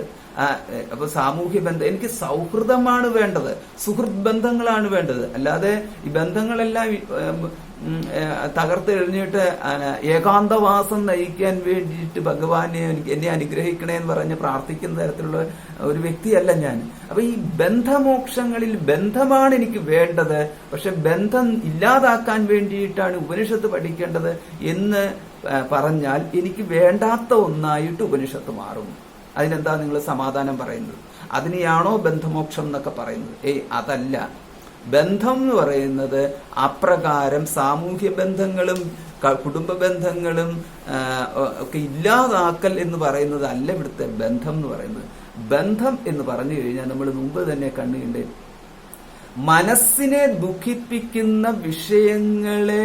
വിഷയങ്ങളെ പുറത്തു നിർത്താനുള്ള ശേഷിക്കാണ് ബന്ധനിവൃത്തി എന്ന് പറയുന്നത്. മനസ്സിനെ ദുഃഖിപ്പിക്കുന്ന വിഷയങ്ങൾ ആണ് ഇവിടുത്തെ ബന്ധ കാരണമായിട്ട് പറയുന്നത്. അപ്പൊ സ്പർശാൻ കൃത്വാ ബഹി എന്നുള്ള ആ ശ്ലോകം നമ്മൾ ഭഗവത്ഗീതയെ പറഞ്ഞ് ഓർക്കണം. അപ്പൊ അവിടെ പുറത്ത് നിൽക്കുന്നതിനെ പുറത്തു തന്നെയാണ് നിൽക്കുന്നതെന്ന് തിരിച്ചറിയാനുള്ള ശേഷിയാണ് ബന്ധനിവൃത്തി എന്ന് പറയുന്നത്. കുറച്ച് ടഫാണത്, എങ്കിൽ കൂടിയും നമുക്ക് ഇങ്ങനെ മനസ്സിലാക്കാം. ബന്ധത്തിന്റെയും മോക്ഷത്തിന്റെയും സ്ഥിതി എന്ന് പറയുന്നത് മനസ്സിനെ ആസ്പദമാക്കി മാത്രമാണ്. അപ്പൊ മനസ്സ് ആണ് നിശ്ചയിച്ചിരിക്കുന്നത് ഞാനിപ്പോൾ ബന്ധം എന്ന് പറഞ്ഞാൽ ബന്ധനം എന്നർത്ഥം. ബന്ധനത്തിലാണോ? മോക്ഷം എന്ന് പറഞ്ഞു കഴിഞ്ഞാൽ സ്വാതന്ത്ര്യം നേടുകണം. അപ്പൊ ഞാനിപ്പോൾ സ്വാതന്ത്ര്യത്തിലാണോ നിൽക്കുന്നത് അതോ ബന്ധനത്തിലാണോ നിൽക്കുന്നത്? ബന്ധനം സ്വാതന്ത്ര്യമില്ലായ്മ. ഞാനിപ്പോൾ നിൽക്കുന്നത് സ്വാതന്ത്ര്യമില്ലായ്മയിലാണോ നിൽക്കുന്നത് അതോ സ്വാതന്ത്ര്യത്തിലാണോ നിൽക്കുന്നത് എന്നത് തീരുമാനിച്ചിരിക്കുന്നത് അവനവന്റെ മനസ്സാണ്. അപ്പം സ്വാതന്ത്ര്യം എന്ന് പറയുന്നത് എനിക്കൊരു പൂർണ്ണതയാണ്, എനിക്കതൊരു സുഖമാണ്. എന്റെ അസ്തിത്വം അവിടെ ചോദ്യം ചെയ്യുന്നില്ല. അതേസമയം അസ്വാതന്ത്ര്യം എന്ന് പറയുന്നത് എന്റെ സ്വാതന്ത്ര്യം ഹനിക്കപ്പെട്ടിരിക്കുന്നു, എന്റെ അസ്തിത്വം ചോദ്യം ചെയ്യപ്പെട്ടിരിക്കുന്നു, എന്റെ സുഖം നിഷേധിക്കപ്പെട്ടിരിക്കുന്നു. ഇങ്ങനെയൊക്കെ ആവുമ്പോൾ അസ്വാതന്ത്ര്യം എനിക്ക് ഇഷ്ടമല്ല, സ്വാതന്ത്ര്യം എനിക്ക് ഇഷ്ടമാണ്. അങ്ങനെ വരുമ്പോൾ ബന്ധം എന്ന് പറയുന്നത് സ്വാതന്ത്ര്യത്തിനെയാണ് ബന്ധം എന്ന് പറയുന്നത്. അല്ലാതെ ഒരു സൗഹൃദമുണ്ട്, ഒരു സുഹൃത്ത് ബന്ധം എന്നുള്ളതിനെ ആ സുഹൃത്തിനെ ഉപേക്ഷിക്കലല്ല ഇവിടുത്തെ ബന്ധം നിവൃത്തി. ഇത് നമ്മൾ വളരെ വ്യക്തമായിട്ട് മനസ്സിലാക്കണം. അല്ലെങ്കിലാണ് ഇതൊക്കെ എന്ന് പറയുന്നത് സമൂഹത്തിൽ എന്തോ തെറ്റിദ്ധരിക്കപ്പെട്ടു പോയ വിഷയങ്ങളായിട്ട് മാറി. അപ്പൊ ഉപനിഷത്ത് പഠിച്ചു കഴിഞ്ഞാൽ അവിടെ തന്നെ എന്തോ വലിയ ആള് പിന്നെ ഈ കടൽക്കരയിലെ ഏകാന്തത്തിലേക്ക് തിരയി വെണ്ണിക്കൊണ്ട് ഏകാന്തതയിൽ പോയിരിക്കേണ്ട എന്തോ ഒന്നാണ്, ബാക്കിയുള്ള കൂട്ടുകാരൊന്നും പാടില്ല. ഇങ്ങനെയൊക്കെയുള്ള ചിന്തയിലേക്ക് പിന്നെ എന്നിട്ട് നാട്ടുകാർ പറയാം അവൻ കഞ്ചാവ് അടിച്ച് നടക്കുകയാണെന്ന് നാട്ടുകാർ പറയുന്ന തരത്തിൽ പെരുമാറേണ്ട ഒന്നല്ല ഈ ഉപനിഷത്തിന്റെ പഠനം എന്നൊക്കെ പറയുന്നത്. അത് സാമൂഹ്യ ബന്ധങ്ങളിൽ ശക്തമായിട്ട് ഇടപഴകാൻ നമ്മളെ സഹായിക്കുന്ന ഒന്നാണ്. അങ്ങനെ ഇടപഴകുമ്പോൾ സ്വാർത്ഥത ഇല്ലാത്തതായിട്ടുള്ള ബന്ധങ്ങളായിട്ട് മാറുന്നു. അപ്പൊ എന്ന് പറഞ്ഞു കഴിഞ്ഞാൽ നമുക്ക് അതിനകത്തുനിന്ന് ഈ ലാഭങ്ങൾ എനിക്ക് വേണം എന്നുള്ള ബുദ്ധി ഇല്ലാത്ത സൗഹൃദങ്ങളാവും. ഇതാണ് അതിന്റെ പ്രത്യേകത. കൊടുക്കാൻ എനിക്ക് എന്തൊക്കെ സാധിക്കുമോ അത് കൊടുക്കാൻ വേണ്ടിയിട്ട് വ്യഗ്രതയുള്ള, അതായത് മറ്റുള്ളവർക്ക് കൊടുക്കാൻ താല്പര്യപ്പെടുന്ന തരത്തിലാണ് നമ്മൾ പോയിട്ട് ഈ സൗഹൃദത്തിലേക്ക് പോകുന്നത്. വാങ്ങാൻ പോകുന്ന സൗഹൃദമല്ല, കൊടുക്കാൻ പോകുന്ന സൗഹൃദമാണ് സ്വാതന്ത്ര്യത്തോടു കൂടിയിട്ടുള്ള സൗഹൃദം എന്ന് പറയുന്നത്. അപ്പൊ അതുകൊണ്ട് ഇവിടെ നമുക്ക് ഒരു സ്വാതന്ത്ര്യം, നമുക്ക് സുഖം നൽകുന്നതാണ്, പൂർണ്ണത നൽകുന്നതാണ്. ഇത് മറ്റുള്ളവരാൽ ആദരിക്കപ്പെടുന്നതാണ്. അപ്പൊ അങ്ങനെ വരുമ്പോൾ നമുക്കിത് കാണാം. ബന്ധായ വിഷയാസക്തം മുക്തിർ നിർവിഷയം സ്മൃതം. അപ്പൊ വിഷയാസക്തം എന്ന് പറയുമ്പോൾ എനിക്ക് വേണം, ഇതിനാൽ എനിക്ക് സുഖം വേണം, ധനം വേണം, ഇങ്ങനെ പറഞ്ഞുകൊണ്ട് വിഷയാസക്തിയുള്ള ഒരു മനസ്സ് ആണ് അവിടെ ഉള്ളത് എങ്കിൽ അതിനെയാണ് വിഷയാസക്തം മനഃ ബന്ധായ. വിഷയാസക്തമായ മനസ്സാണ് ബന്ധത്തിനായിട്ടുള്ളത്. ഏത് ബന്ധം എന്ന് പറയുമ്പോൾ നമ്മൾ മുമ്പ് കണ്ട ബന്ധമല്ല, പകരം ഇവിടുത്തെ ബന്ധം എന്ന് പറയുന്നത് മറ്റുള്ളവരെ എങ്ങനെ ചൂഷണം ചെയ്യാമെന്നുള്ളതാണ് ഈ ബന്ധത്തിന്റെ പ്രത്യേകത. മറ്റുള്ളവരുമായിട്ടുള്ള ബന്ധപ്പെടലില് എന്റെ പേരിലാക്കുന്നതിനകത്ത് മാത്രമേ എനിക്ക് സുഖമുള്ളൂ എന്ന രീതിയിൽ പോകുന്ന ആ ഒരു ബന്ധം എന്ന് പറയുന്നത്. അപ്പൊ ഇതാണ് എപ്പോഴും എന്ന് പറയുന്നത് കണക്ക് വെച്ചിട്ട് പോകുന്ന ബന്ധങ്ങൾ. കൊടുക്കുന്നതിനകത്തുള്ള താല്പര്യത്തെക്കാൾ കൂടുതൽ എടുക്കുന്നതിനകത്തുള്ള താല്പര്യമായിട്ട് മാറുന്നു. ഇങ്ങനെ മാറുമ്പോൾ എന്ന് പറഞ്ഞു കഴിഞ്ഞാൽ ഒരു പ്രത്യേകതയുള്ളത് അതെപ്പോഴും ഒരു ബിസിനസ് മെന്റാലിറ്റിയാണ് എന്നുള്ളതാണ്. അപ്പൊ ആ ബിസിനസ് മെന്റാലിറ്റിയിൽ എപ്പോഴും ഞാൻ ഇപ്പൊ ചില വിവാഹമൊക്കെ കഴിഞ്ഞ് വന്ന ശേഷം പറഞ്ഞു ഞാൻ 100 പവനും 10 ലക്ഷം രൂപയും കൊണ്ട് വന്നതാണ്. ഇപ്പൊ നോക്കിക്കഴിഞ്ഞ് കഴിഞ്ഞാൽ എന്റെ സ്വർണം മുഴുവൻ നശിപ്പിച്ചു, എന്റെ പൈസയും ഇല്ലാതായി എന്ന് പറഞ്ഞു കഴിയുമ്പോൾ അവിടെ എനിക്കൊരു നഷ്ടം വന്നു, സാമ്പത്തിക നഷ്ടം വന്നു. പിന്നെ ഒന്നുമില്ലാണ്ട് കയറി വന്നതാണ്. ഇതിപ്പോ എന്താ, ഇപ്പൊ ഇഷ്ടംപോലെ രാജ്ഞിയെ പോലെയല്ലേ ജീവിക്കുന്നത്, ഇത് വല്ലതും അറിയേണ്ട കാര്യമുണ്ടോ? എന്റെ പൈസയാണ് നീ ചെലവഴിക്കുന്നത്, ഇങ്ങനെ പറയുന്ന മറ്റു ചിലർ. അപ്പൊ ഇങ്ങനെ പറയുമ്പോൾ അവിടെയാണെങ്കിൽ എന്റെ പൈസ നീ ചെലവഴിക്കുന്നു, മറ്റേതാവുമ്പോൾ എന്റെ പൈസ നീ ചെലവഴിച്ചു. അപ്പൊ ഇങ്ങനെയുള്ള ബന്ധങ്ങളും ബന്ധനിവൃത്തിയും അതൊക്കെയാണ് ഈ ലൗകിക ബന്ധത്തിന്റെ പ്രശ്നങ്ങൾ. ആ ലൗകിക ബന്ധവും ഇതുമായിട്ട് ഇതിനെ കൂട്ടിയോജിപ്പിക്കരുത്. ഇത് എന്ന് പറയുന്നത് നമ്മൾ രാഗദ്വേഷങ്ങളെ സംബന്ധിച്ചിട്ട് മാത്രമാണ് പറയുന്നത്, അല്ലാതെ ലൗകിക ബന്ധങ്ങളെ കുറിച്ചല്ല കേട്ടോ. അതുകൊണ്ട് മുക്തി നിർവിഷയം സ്മൃതം എന്ന് പറയുമ്പോൾ ഈ നിർവിഷയം സ്മൃതം എന്ന് പറഞ്ഞാൽ വിഷയമില്ലായ്മയാണ് മുക്തി. എന്താ വിഷയമില്ലായ്മ എന്ന് പറയുന്നത്? രാഗദ്വേഷയുക്തമായിട്ട് മനസ്സ് ചിന്തിച്ചു പോകുന്ന ഒരു പ്രവണതയുണ്ട് എന്ന് പറഞ്ഞു കഴിഞ്ഞാല് നമുക്ക് ഒരു വിദ്യാർത്ഥിയുടെ മനസ്സുപോലെ വിദ്യയിൽ കേന്ദ്രീകരിക്കുന്ന ഒരു മനസ്സ് സാധ്യമല്ലാതിരിക്കെ, സൗഹൃദങ്ങളെ സംശയത്തോടുകൂടി വീക്ഷിക്കുന്ന ഒരു മനസ്സുണ്ടായിരിക്കെ, ബന്ധങ്ങളെ മുഴുവൻ ലാഭനഷ്ട കണക്കുകളിലൂടെ മാത്രം കാണുന്ന ഒരു മനസ്സുണ്ട് എന്നുണ്ടെങ്കിൽ ആ മനസ്സ് വ്യവഹാരത്തിലെ രാഗദ്വേഷയുക്തമായിട്ട് അവിടെ നശിപ്പിക്കപ്പെട്ടതായിട്ട് മാറിയിരിക്കുന്നു. അങ്ങനെയുള്ള മനസ്സിലേക്ക് ആത്മാർത്ഥത എന്ന് പറയുന്നത് വാക്കിലൊതുങ്ങുന്നു, അടിക്കടിക്ക് പറയുന്നു, ഞാൻ നിന്നെ ആത്മാർത്ഥമായിട്ട് സ്നേഹിച്ചതായിരുന്നു, ഞാൻ നിന്നെ ആത്മാർത്ഥമായിട്ട് ഇങ്ങനെ, ഞാൻ എന്തെല്ലാം തന്നതാണ് എന്ന് പറഞ്ഞിട്ട് കണക്ക് പറയാൻ തുടങ്ങും. അപ്പൊ അങ്ങനെ പറയുന്നതൊന്നുമല്ല ഇവിടുത്തെ. അവര് ചെയ്യേണ്ടതെന്ന് പറഞ്ഞു കഴിഞ്ഞാൽ അവർ ഉപനിഷത്ത് പഠനത്തിൽ ഇരുന്നിട്ട് കാര്യമില്ല. അവര് വേണ്ടതെന്ന് പറയുന്നത് ഏതെങ്കിലും കൗൺസിലേഴ്സിനെ സമീപിക്കുക, എന്നിട്ട് കൗൺസിൽ ചെയ്തുകൊണ്ട് അവരുടെ മനസ്സിന്റെ പ്രശ്നങ്ങൾ തീർക്കുക. അപ്പൊ നമുക്ക് കാണാം സൈക്കോളജിസ്റ്റുകളുണ്ട്, കൗൺസിലേഴ്സ് ഉണ്ട്, സൈക്കാട്രി അത് എന്റെ ഈ പ്രഗത്ഭരായിട്ടുള്ളവരുണ്ട്. അപ്പൊ അതെന്നൊക്കെ പറയുന്നത് മനസ്സിനെ സംബന്ധിച്ചിട്ടുള്ള പ്രശ്നങ്ങളാണ്. അങ്ങനെ നോർമലായിട്ട് സാമൂഹ്യ ജീവിതം നയിക്കുന്നവരില് അബ്നോർമലായിട്ട് ബിഹേവിയർ വന്നു കഴിഞ്ഞാല് അതിന് പരിഹാരമായിട്ട് നിർദ്ദേശിച്ചിരിക്കുന്ന ഗ്രന്ഥങ്ങളല്ല ഉപനിഷത്തുകളും, അതിന് നിർദ്ദേശിച്ചിരിക്കുന്ന മാർഗവുമല്ല ആധ്യാത്മികത. നോർമലായിട്ടുള്ള മനുഷ്യർക്ക് പിന്നെയും അവരുടെ ആ സ്വാഭാവികമായ സമാധാനപൂർണമായ ജീവിതത്തിന്റെ മുകളിൽ നിന്നുകൊണ്ട് വേണം ഉപനിഷത്ത് പഠനം നടത്താൻ. എങ്കിൽ മാത്രമേ ആധ്യാത്മികത എന്ന് പറയുന്നത് എന്താണെന്ന്, ഈശ്വരാനുഗ്രഹം എന്ന് പറയുന്നത് എന്താണെന്ന് നമുക്ക് വ്യക്തമായിട്ട് മനസ്സിലാവത്തുള്ളൂ. അപ്പൊ അതൊക്കെ വേണം. അതൊക്കെ ചില പോയിന്റുകൾ, അത് നമ്മളിങ്ങനെ പഠിച്ച് പോകുമ്പോഴേ നമുക്ക് ക്ലാരിറ്റി കിട്ടത്തുള്ളൂ, വ്യക്തത കിട്ടത്തുള്ളൂ. അപ്പൊ നമ്മൾ മുമ്പ് തന്നെ പഠിച്ച് സഹവീര്യം കരവാവഹൈ തേജസ്വിനൗ അധീതമസ്തു, ഇത് രണ്ടും കൂടെ ചേർത്ത് കഴിഞ്ഞാൽ പഠിക്കുന്ന വിഷയത്തിലുള്ള ക്ലാരിറ്റി. അപ്പൊ ഈ ക്ലാരിറ്റി നമുക്ക് കുറേശ്ശെ തെളിഞ്ഞു വരത്തുള്ളൂ. നമുക്ക് എന്തുകൊണ്ട് കുറേശ്ശെ തെളിഞ്ഞു വരത്തുള്ളൂ എന്ന് പറഞ്ഞു കഴിഞ്ഞാൽ നമുക്ക് എല്ലാം കൂടെ ഒന്നിച്ചങ്ങോട്ട് മനസ്സിലാക്കി കഴിഞ്ഞാൽ താങ്ങാനുള്ള ശേഷി നമുക്കില്ല. അത് കഴിയുമ്പോഴത്തേക്ക് നമുക്ക് ആകെപ്പാടെ കൺഫ്യൂഷൻ ആയിപ്പോയി, എന്തൊക്കെയാണ്. എന്നിട്ട് നമ്മളോട് തന്നെ നമ്മൾ വേണ്ടത്ര മനസ്സിന് പക്വതയില്ലെങ്കിൽ മറ്റുള്ളവരെ നമ്മൾ പഠിക്കാൻ തുടങ്ങും. അവന് വിവരമില്ല, ഇവന് വിവരമില്ല എന്ന് പറഞ്ഞുകൊണ്ട് ഈ മറ്റുള്ളവരെ നമ്മൾ വിലയിരുത്താൻ പോകുന്നു. അപ്പൊ അതുകൊണ്ടാണ് ക്ലാരിറ്റി എന്ന് പറയുന്നത്, അത് പക്വതയാണ് ക്ലാരിറ്റി. ഈ പക്വത എന്ന് പറയുന്നത് കാലമെടുത്ത് വരേണ്ടതാണ്. അല്ലാതെ നമ്മൾ ഈ ഇൻസ്റ്റന്റ് പച്ചമാങ്ങ ഇന്ന് പറിച്ചിട്ട് നാളത്തേക്ക് പഴിപ്പിച്ചെടുക്കുന്ന മാതിരി, അല്ലെങ്കിൽ ഇൻസ്റ്റന്റ് പക്വത എന്ന് പറയുന്നത് അത് ശോഭിക്കത്തില്ല. അതുകൊണ്ട് ഇൻസ്റ്റന്റ് പക്വത ഈ ആധ്യാത്മികതയില് പെട്ടെന്നൊരു ആധ്യാത്മിക ജ്ഞാനം ഉണ്ടായിട്ട് ഉടനെ ഇൻസ്റ്റന്റ് എന്താ പറയുന്ന സിദ്ധി, അല്ലെ ഒരു എന്താ പറയുന്ന റെവലേഷൻ എന്നൊക്കെ പറയുന്ന തരത്തിൽ ഇൻസ്റ്റന്റ് ആയിട്ട് കിട്ടിക്കഴിഞ്ഞു കഴിഞ്ഞാൽ അതൊന്നും പിടിച്ചു നിൽക്കാൻ പറ്റത്തില്ല, അതൊന്നും ശോഭിക്കത്തില്ല. അതുകൊണ്ടാണ് ഇത് കാലം കൊണ്ട് നമ്മുടെ അന്ധക്കരണത്തിന്റെ സ്വഭാവ രൂപീകരണം എല്ലാം നമ്മൾ കൃത്യമായിട്ട് പഠിച്ച് മനസ്സിലാക്കിയെടുത്ത് പതുക്കെ അതെ ശനൈ എന്നുള്ള പ്രയോഗം നമുക്ക് ഇനിയിപ്പോ ഭഗവത്ഗീതയിൽ കാണാം.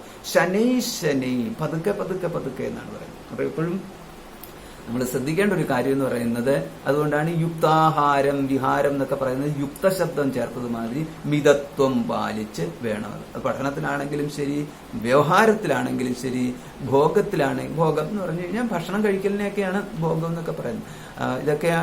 ഇതിനെല്ലാമാണെങ്കിലും അതിനകത്തെല്ലാം നമ്മൾ ഒരു മിഡിൽ പാത്ത്, അതിനെയാണ് മിതത്വം എന്ന് പറയുന്നത്, മിഡിൽ പാത്ത്.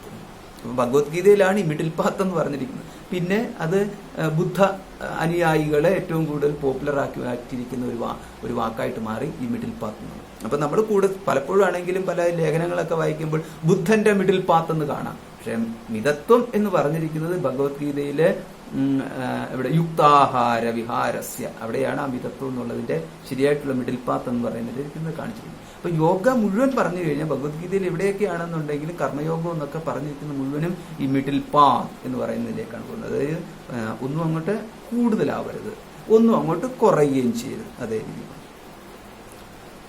മൂന്നാമത്തെ മന്ത്രം, യതോ നിർവിഷയസ്യാസ്യ മനസ്സോ മുക്തിരിഷ്യത്തെ തസ്മാത് നിർവിഷയം നിത്യം മനഃകാര്യം മുമുക്ഷുണ യതഃ നിർവിഷയസ്യ അസ്യ മനസഃ മുക്തി ഇഷ്യത്തെ. അതിന്റെ അർത്ഥം ഈ നിർവിഷയമായ മനസ്സിന്റെ മുക്തി ഇച്ഛിക്കുന്നുവെങ്കിൽ, അതാണ് യതഃ നിർവിഷയസ്യ അസ്യ മനസഃ മുക്തി ഇഷ്യത്തെ. അപ്പം വിഷയമില്ലാത്ത മുക്തി, വിഷയമില്ലായ്മയാണല്ലോ മനസ്സിനെ വിഷയമില്ലാതാക്കൽ എന്ന് പറയുന്നതാണ് മുക്തി. എത്രയേ ഉള്ളൂ സംഭവം, സിമ്പിളായി. അപ്പൊ മനസ്സിന്റെ വിഷയം എന്താ? മനസ്സിന്റെ വിഷയം എന്ന് പറയുന്നത് രാഗദ്വേഷങ്ങളാണ് മനസ്സിന്റെ വിഷയം. അപ്പം അതിനെയാണ് കാമസങ്കല്പം എന്ന് പറയുന്നത്. അപ്പം കാമസങ്കല്പത്തിനെയാണ് ഇവിടെ അതിനെയാണ് മനസ്സിന്റെ അശുദ്ധി എന്നും പറയുന്നത്. അപ്പൊ മനസ്സിന്റെ അശുദ്ധിയായ കാമസങ്കല്പങ്ങൾ പോയി കഴിഞ്ഞാൽ, അവിടെ കാമം തന്നെയാണ് സങ്കല്പം, നമ്മൾ മുമ്പ് കണ്ടതാണ് ഇതിനെക്കുറിച്ച്. അപ്പൊ അത് പോയി കഴിയുമ്പോൾ അതിനെയാണ് നിർവിഷയം മനഃ എന്ന് പറഞ്ഞിരിക്കുന്നത്. വിഷയമില്ലാത്ത മനസ്സ്. അപ്പൊ വിഷയമില്ലാത്ത മനസ്സെന്ന് പറഞ്ഞു കഴിഞ്ഞാൽ നമുക്ക് രാഗത്തിന് വിഷയമൊന്നുമില്ല, ദ്വേഷത്തിനും വിഷയമൊന്നുമില്ല. കഴിഞ്ഞു. നമുക്ക് രാഗത്തിനും വിഷയമില്ല, ദ്വേഷത്തിനും വിഷയമില്ല എന്ന് പറഞ്ഞു കഴിഞ്ഞാൽ ഒരു ഘടം പ്രകാശിച്ചു എന്ന് പറയുന്നത്, ഘടം പ്രകാശിച്ചു, ഘടം മാത്രമേ പ്രകാശിച്ചു, അത് നമുക്ക് പ്രശ്നമില്ല. അപ്പം ഘടം രാഗവിഷയമായാൽ നമുക്കൊരു പ്രശ്നമാണ്, ഘടം ദ്വേഷവിഷയമായാലും നമുക്ക് പ്രശ്നമാണ്. അപ്പൊ അതിനകത്ത് ശ്രദ്ധിച്ചേ, ഘടം കേവല ഘടം നമുക്ക് അന്ധകരണത്തിൽ പ്രകാശിച്ചു എന്നുള്ളത് നമുക്ക് വിഷുവേ അല്ല, അത് പ്രകാശിച്ചു. അതുകൊണ്ട് ജ്ഞാനം നമുക്ക് ബന്ധഹേതുവല്ല എന്ന് സാരം. ബന്ധം എന്ന് പറഞ്ഞു കഴിഞ്ഞാൽ നമുക്ക് അസ്വസ്ഥജനകമായിട്ട് ജ്ഞാനം മാറുന്നില്ല. പക്ഷേ ഈ ഘടം അത് രാഗസംയുക്തമാണ് എങ്കിൽ, അത് നമ്മുടെ അന്ധകരണത്തിലുണ്ടായ ഘടത്തിന്മേൽ നമുക്ക് ആഗ്രഹം ഉണ്ടായാൽ, പുറത്ത് കണ്ട ഘടമുണ്ടല്ലോ, ആ ഘടം ആരെങ്കിലും പറയുകയാണ് ഇത് എന്താ മറ്റേ ഈ യശോദാദേവി ശ്രീകൃഷ്ണ ഭഗവാന് വെണ്ണ കടഞ്ഞെടുത്ത് കൊടുത്തിരിക്കുന്ന ആ ഘടമാണിത്, അത് വളരെ വളരെ എന്താ പറയുക അപൂർവമാണ് എങ്കിൽ കൂടിയും ഞാനത് ഒരു തരത്തിൽ രാജസ്ഥാനിൽ കൂടെ കറങ്ങി നടന്നു കഴിഞ്ഞപ്പോൾ ഇത് സംഘടിപ്പിച്ചു എന്നൊരാൾ വന്ന് പറഞ്ഞ ഓർമ്മയുണ്ടല്ലോ. അപ്പൊ എന്ന് പറഞ്ഞ പോലെ ആ ഘടം കണ്ടു കഴിയുമ്പോൾ ആ ഭഗവാന് വെണ്ണ കൊടുത്ത ആ ഘടം എനിക്ക് കിട്ടിയിരുന്നെങ്കിൽ എന്ന് പറഞ്ഞുകൊണ്ട് നമ്മുടെ മനസ്സൊരാഗ്രഹത്തിലേക്ക് പോയല്ലോ. അപ്പൊ ഇദ്ദേഹം പറയുകയാണ്, ഞാനത് അങ്ങനെ ആർക്കൊന്നും കൊടുക്കത്തൊന്നുമില്ല, പിന്നെ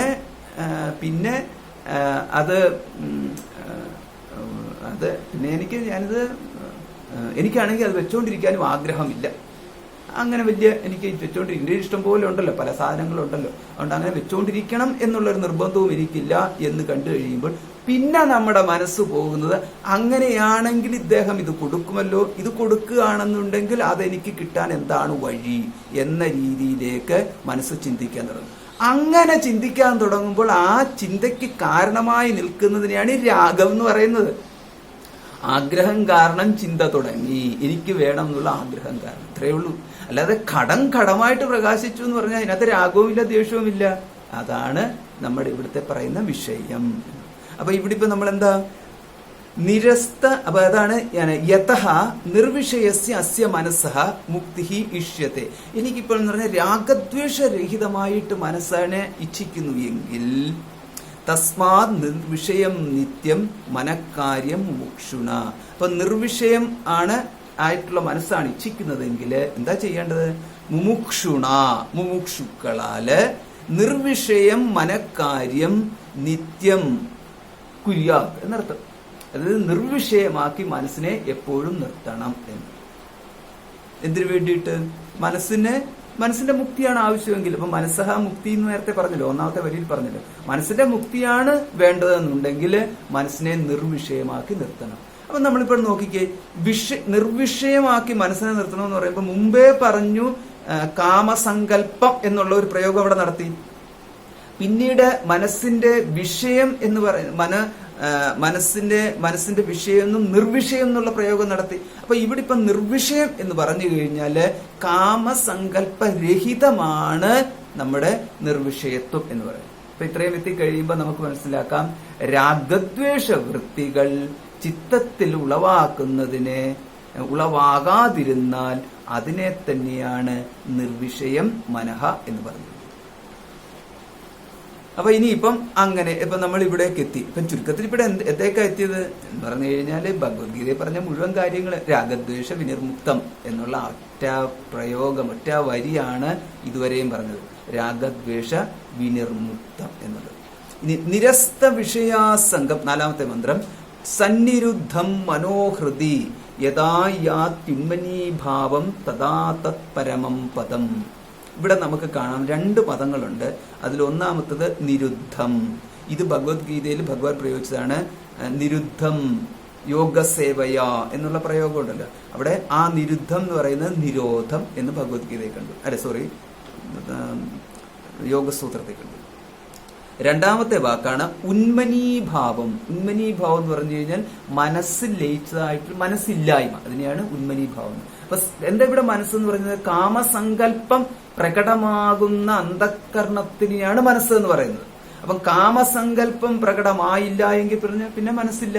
എത്രയേ ഉള്ളൂ അവിടുത്തെ ഉന്മനീഭാവം എന്ന് പറയുന്നത്. അതായത് ഉന്മനീഭാവം എന്ന് പറഞ്ഞു കഴിഞ്ഞാൽ നമ്മള് മറ്റൊന്നിലേക്ക് എന്താ ഈ ആകാശത്തിലേക്ക് അങ്ങ് ഉയർന്നു എന്ന് നക്ഷത്രങ്ങളെ തൊടുന്ന ഭാവമാണെന്നുള്ളത് അതിലേക്കൊന്നും പോകേണ്ട കാര്യമില്ല. അത് നമ്മൾ സ്വപ്നം കണ്ടാൽ സാധിക്കാവുന്ന കാര്യമേ ഉള്ളൂ. അതുകൊണ്ട് നമുക്കൊന്നും പ്രയോജനമില്ല. ഇവിടുത്തെ പ്രയോജനം എന്താ കിട്ടേണ്ടത്? എന്താ?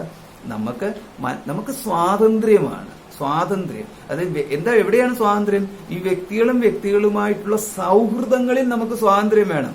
അതായത് ഉടൻ തന്നെ സൗഹൃദങ്ങളിലെ സ്വാതന്ത്ര്യം എന്ന് പറഞ്ഞു കഴിഞ്ഞാൽ ഇതാണ്. നമുക്ക് ആരുടെ സൗഹൃദവും നമുക്കൊരു ബുദ്ധിമുട്ടുണ്ടാക്കാവുന്ന ആവരുത്. നമ്മൾ അതേമാതിരി ഈ മറ്റ് സുഹൃത്തുക്കൾക്ക് നമ്മളൊരു ബുദ്ധിമുട്ട് ആവരുത്, ബന്ധുക്കൾക്ക് നമ്മളൊരു ബുദ്ധിമുട്ടാവരുത്, ബന്ധുക്കൾ നമുക്കൊരു ബുദ്ധിമുട്ടാവരുത്. അപ്പൊ അതുപോലെ ബന്ധങ്ങൾ എന്ന് പറയുന്നത് ഈ വ്യാവസായിക കച്ചവട ബന്ധങ്ങളാവാം. അങ്ങനെ വരുമ്പോഴും അവിടെയൊക്കെ നമുക്ക് ഇതെല്ലാം ബാധകമാണ്. അത് ഇവിടെയൊക്കെ നമുക്ക് സ്വാതന്ത്ര്യം കാണിക്കാൻ പറ്റും. അപ്പൊ നമ്മുടെ സ്വാതന്ത്ര്യം എന്ന് പറയുന്നത് കുറച്ചുകൂടി ഒരു ഹയർ ലെവലിലുള്ള സ്വാതന്ത്ര്യം. അപ്പൊ ഇവിടെ എന്താ വേണ്ടത്? നിരസ്ത വിഷയാസംഗം. വിഷയത്തിലേക്കുള്ള സംബന്ധം, അതിനാണ് വിഷയാസംഗം എന്ന് പറഞ്ഞത്. വിഷയാസംഗം അതില്ലാതെ നിരസ്ത എന്ന് പറഞ്ഞാൽ നിഷേധിച്ചിരിക്കുന്ന വിഷയസംഘം, അതാണ് വിഷയാസംഘം എന്ന് പറഞ്ഞാൽ ആസംഘം എന്നുള്ള ചേർത്തെന്നുള്ളതേ ഉള്ളൂ. ആസമന്താത് സംഘം, ആസംഘം, അതാണ് വിഷയങ്ങളോടുള്ള ഈ സംബന്ധം. ഇത് നിരസ്ത, ഉപേക്ഷിക്കപ്പെട്ടതായിട്ട്. മനഃ ഹൃദി നിരുദ്ധം. ഹൃദയത്തിൽ മനഃ നിരുദ്ധം, മനസ്സ് നിരോധിക്കപ്പെട്ടിരിക്കുന്നു. അപ്പൊ അവിടെ ഒരു വാക്കുണ്ട്, മനസ്സിലാണോ നിരോധിക്കപ്പെട്ടിരിക്കുന്നത് അതോ മറ്റൊരിടത്താണോ? ഇവിടെ മനസ്സ് എന്ന് പറഞ്ഞുകൊണ്ട് ഈ ചിത്തവൃത്തിയിലെ ഒന്നിനെയാണ് എടുത്തു പറഞ്ഞിരിക്കുന്നത്. അപ്പൊ അവിടെ ഇതിനെ നിരോധിക്കേണ്ട ഒരു സ്ഥലത്തിനായിട്ട് ഹൃദയം എടുത്ത് പറഞ്ഞിരിക്കുന്നു. ആ ഹൃദയം എന്ന് പറയുന്നത് എവിടെയാണോ മനസ്സ് നിൽക്കുന്നത് അതിനെയാണ് അവിടെ ഹൃദയം എന്ന് പറയുന്നത്. അത് ഫിസിക്കൽ ഹാർട്ടല്ല, നമ്മൾ ചിത്തം എന്ന് ചില സമയത്ത് പറയുന്നല്ലോ, അതിനെ തന്നെയാണ് ഹൃദയം എന്നും പറഞ്ഞിരിക്കുന്നത്.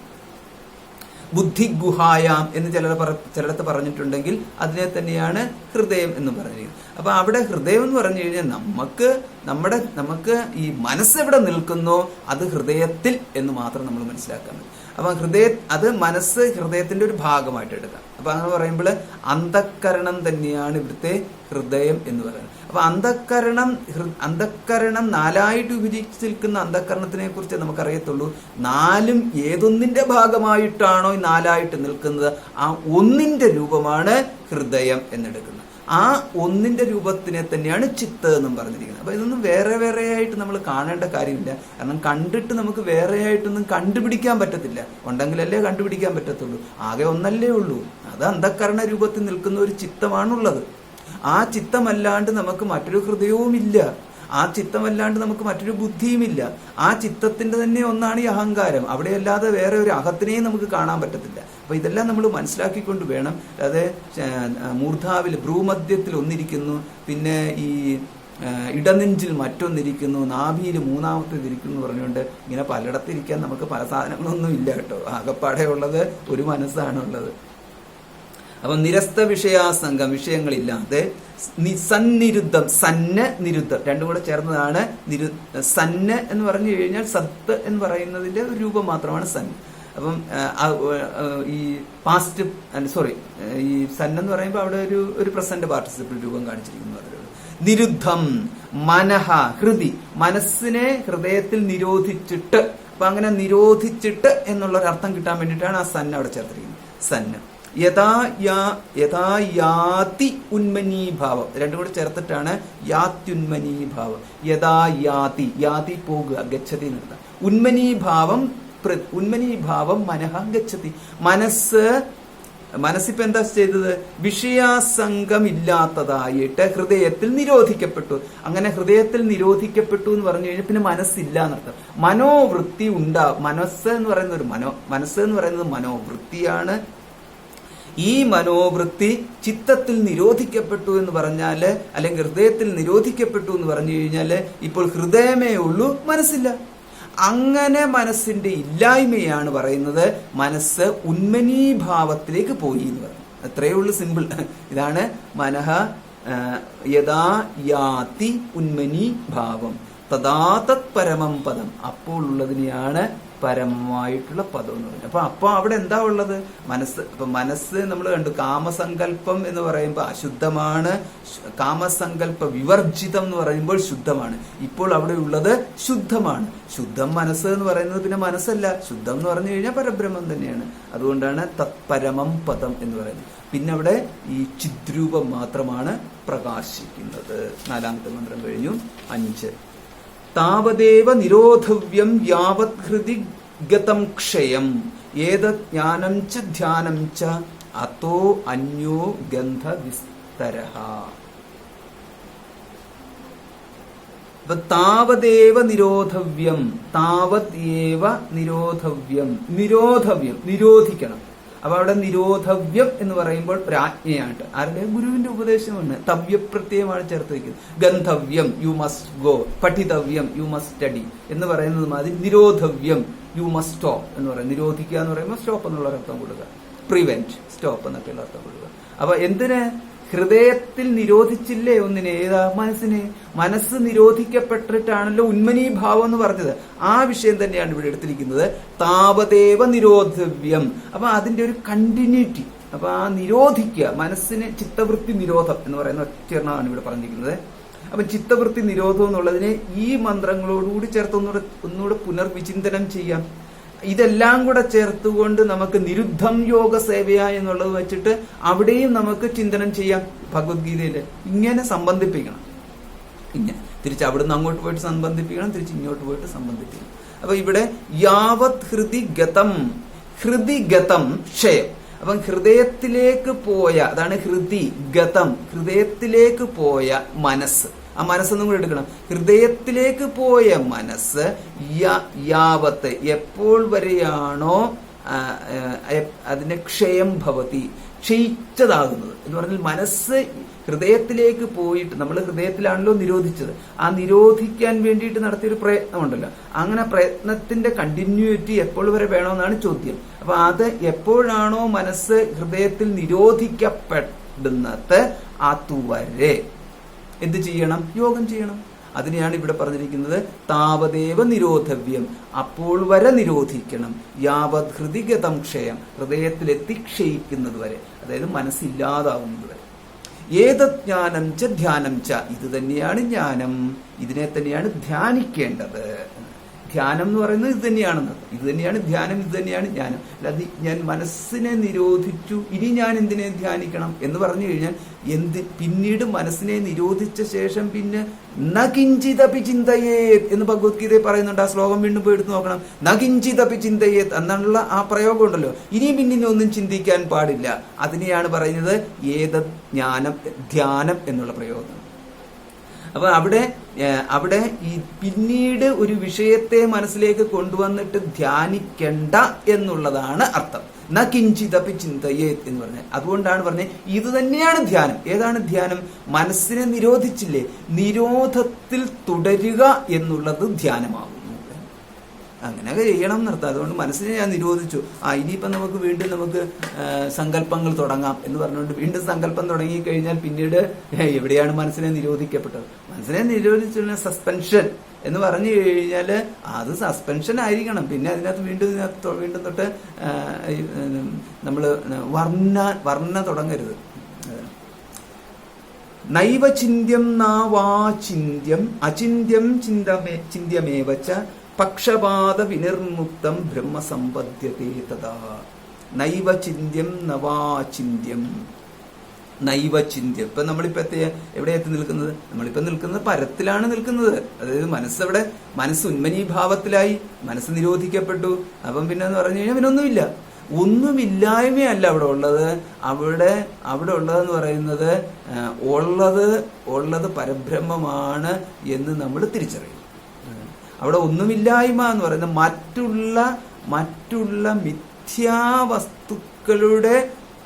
വസ്തുക്കളുടെ ഇല്ലായ്മയാണുള്ളത്, ഉള്ളതിന്റെ ഇല്ലായ്മയല്ല, സദ്ഭാവത്തിന്റെ ഇല്ലായ്മയല്ല അവിടെ ഉള്ളത്. പകരം അസത്ത് സദ്ഭാവം കാണിച്ചിരുന്ന അസത്തുക്കളുടെ ഇല്ലായ്മയാണ് ഇപ്പോൾ ഉള്ളത്. പറഞ്ഞു കഴിഞ്ഞാൽ ഈ മറ്റ് പ്രത്യയങ്ങളുടെയും വൃത്തികളുടെയും ഇതിന്റെയൊക്കെ അഭാവമാണുള്ളത്. കാരണം മനസ്സിന് ഉന്മനീഭാവത്തിലെത്തി, മനസ്സ് നിരോധിക്കപ്പെട്ടു കഴിഞ്ഞാൽ പിന്നെ ബഹുരൂപത്തിലുള്ള പ്രത്യയങ്ങളുടെ അഭാവം, ചിത്തവൃത്തികളുടെ അഭാവം എല്ലാം ആണല്ലോ അവിടെ ഉള്ളത്. പിന്നെ ഒന്നുമില്ല, നാനാത്വങ്ങളില്ല, നാനാത്വ ലോകമില്ല, നാനാത്വ വിഷയങ്ങളില്ല, വിഷയീ സംബന്ധങ്ങളില്ല, പിന്നെ ഇവിടെ സുഖദുഃഖങ്ങളില്ല, ഒന്നുമില്ല അവിടെ. വിഷയ സംബന്ധത്തിലൂടെയുള്ള സുഖദുഃഖങ്ങൾ ഒന്നുമില്ല. അപ്പൊ അങ്ങനെയുള്ളപ്പം നൈവചിന്യം, ഇത് ചിന്തിച്ചെടുക്കാൻ നമുക്ക് സാധ്യമല്ലാത്ത ഒന്നാണ്. അതെങ്ങനെയാണ് ചിന്തിച്ചെടുക്കാൻ സാധ്യമല്ലാത്ത? കാരണം ചിന്ത എന്ന് പറഞ്ഞാൽ മനസ്സിന്റെ വിഷയമാണ്. ഇവിടെ മനസ്സിനെ തന്നെ ഇല്ലായ്മയിലേക്കാണ് നമ്മൾ പോകുന്നത്. മനസ്സിന്റെ ഇല്ലായ്മയിലേക്ക് പോകുമ്പോൾ നൈവചിന്യം, ചിന്ത വിഷയം അല്ല. നവാ അചിന്യം എന്ന് പറയുമ്പോൾ നമ്മളപ്പോ ഇതിലേക്ക് എത്താൻ വേണ്ടിയിട്ട് നമ്മൾ കുറച്ച് ചിന്തിച്ചു പോയല്ലോ. അപ്പൊ അങ്ങനെ പറഞ്ഞു കഴിയുമ്പോൾ ചിന്തിച്ചു എന്നതുകൊണ്ട് എന്തെങ്കിലും പ്രശ്നമുണ്ടോന്നോ? ചിന്തിക്കാണ്ട് നമുക്ക് അതിലേക്ക് എത്താൻ പോകത്തില്ലല്ലോ. അതുകൊണ്ട് അചിന്യം എന്ന്, അത് ചിന്തിക്കാൻ പറ്റാത്തത് എന്നുള്ളതും അല്ല, ചിന്തിക്കാൻ പറ്റുന്നതുമല്ല, ചിന്തിക്കാൻ പറ്റാത്തതുമല്ല, ചിന്തിക്കുന്നവനാണെന്നേ, അല്ലാതെ വേറെ ഒന്നും അല്ല. അതിനെ അങ്ങ് മനസ്സിലാക്കിയാൽ മതി. നവാചിന്യം.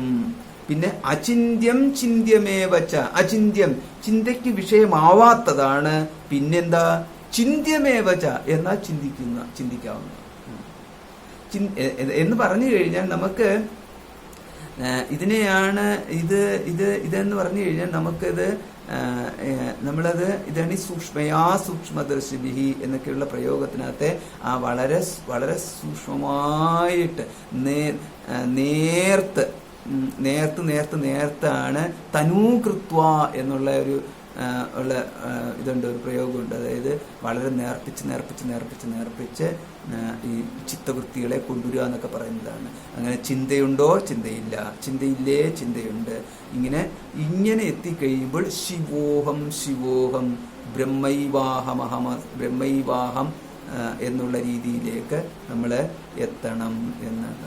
അതിലേക്ക് നമ്മൾ അഹം ബ്രഹ്മാസ്മി എന്നതിലേക്ക് എത്തണം. അപ്പൊ ഇങ്ങനെ നമ്മൾ എത്തുമ്പോൾ അഹം ബ്രഹ്മാസ്മി എന്നുള്ള ചിന്ത എവിടേക്ക് കൊണ്ടുവരണം. അങ്ങനെ കൊണ്ടുവന്നു കഴിയുമ്പോൾ അവിടെ ചിന്തയുണ്ട്.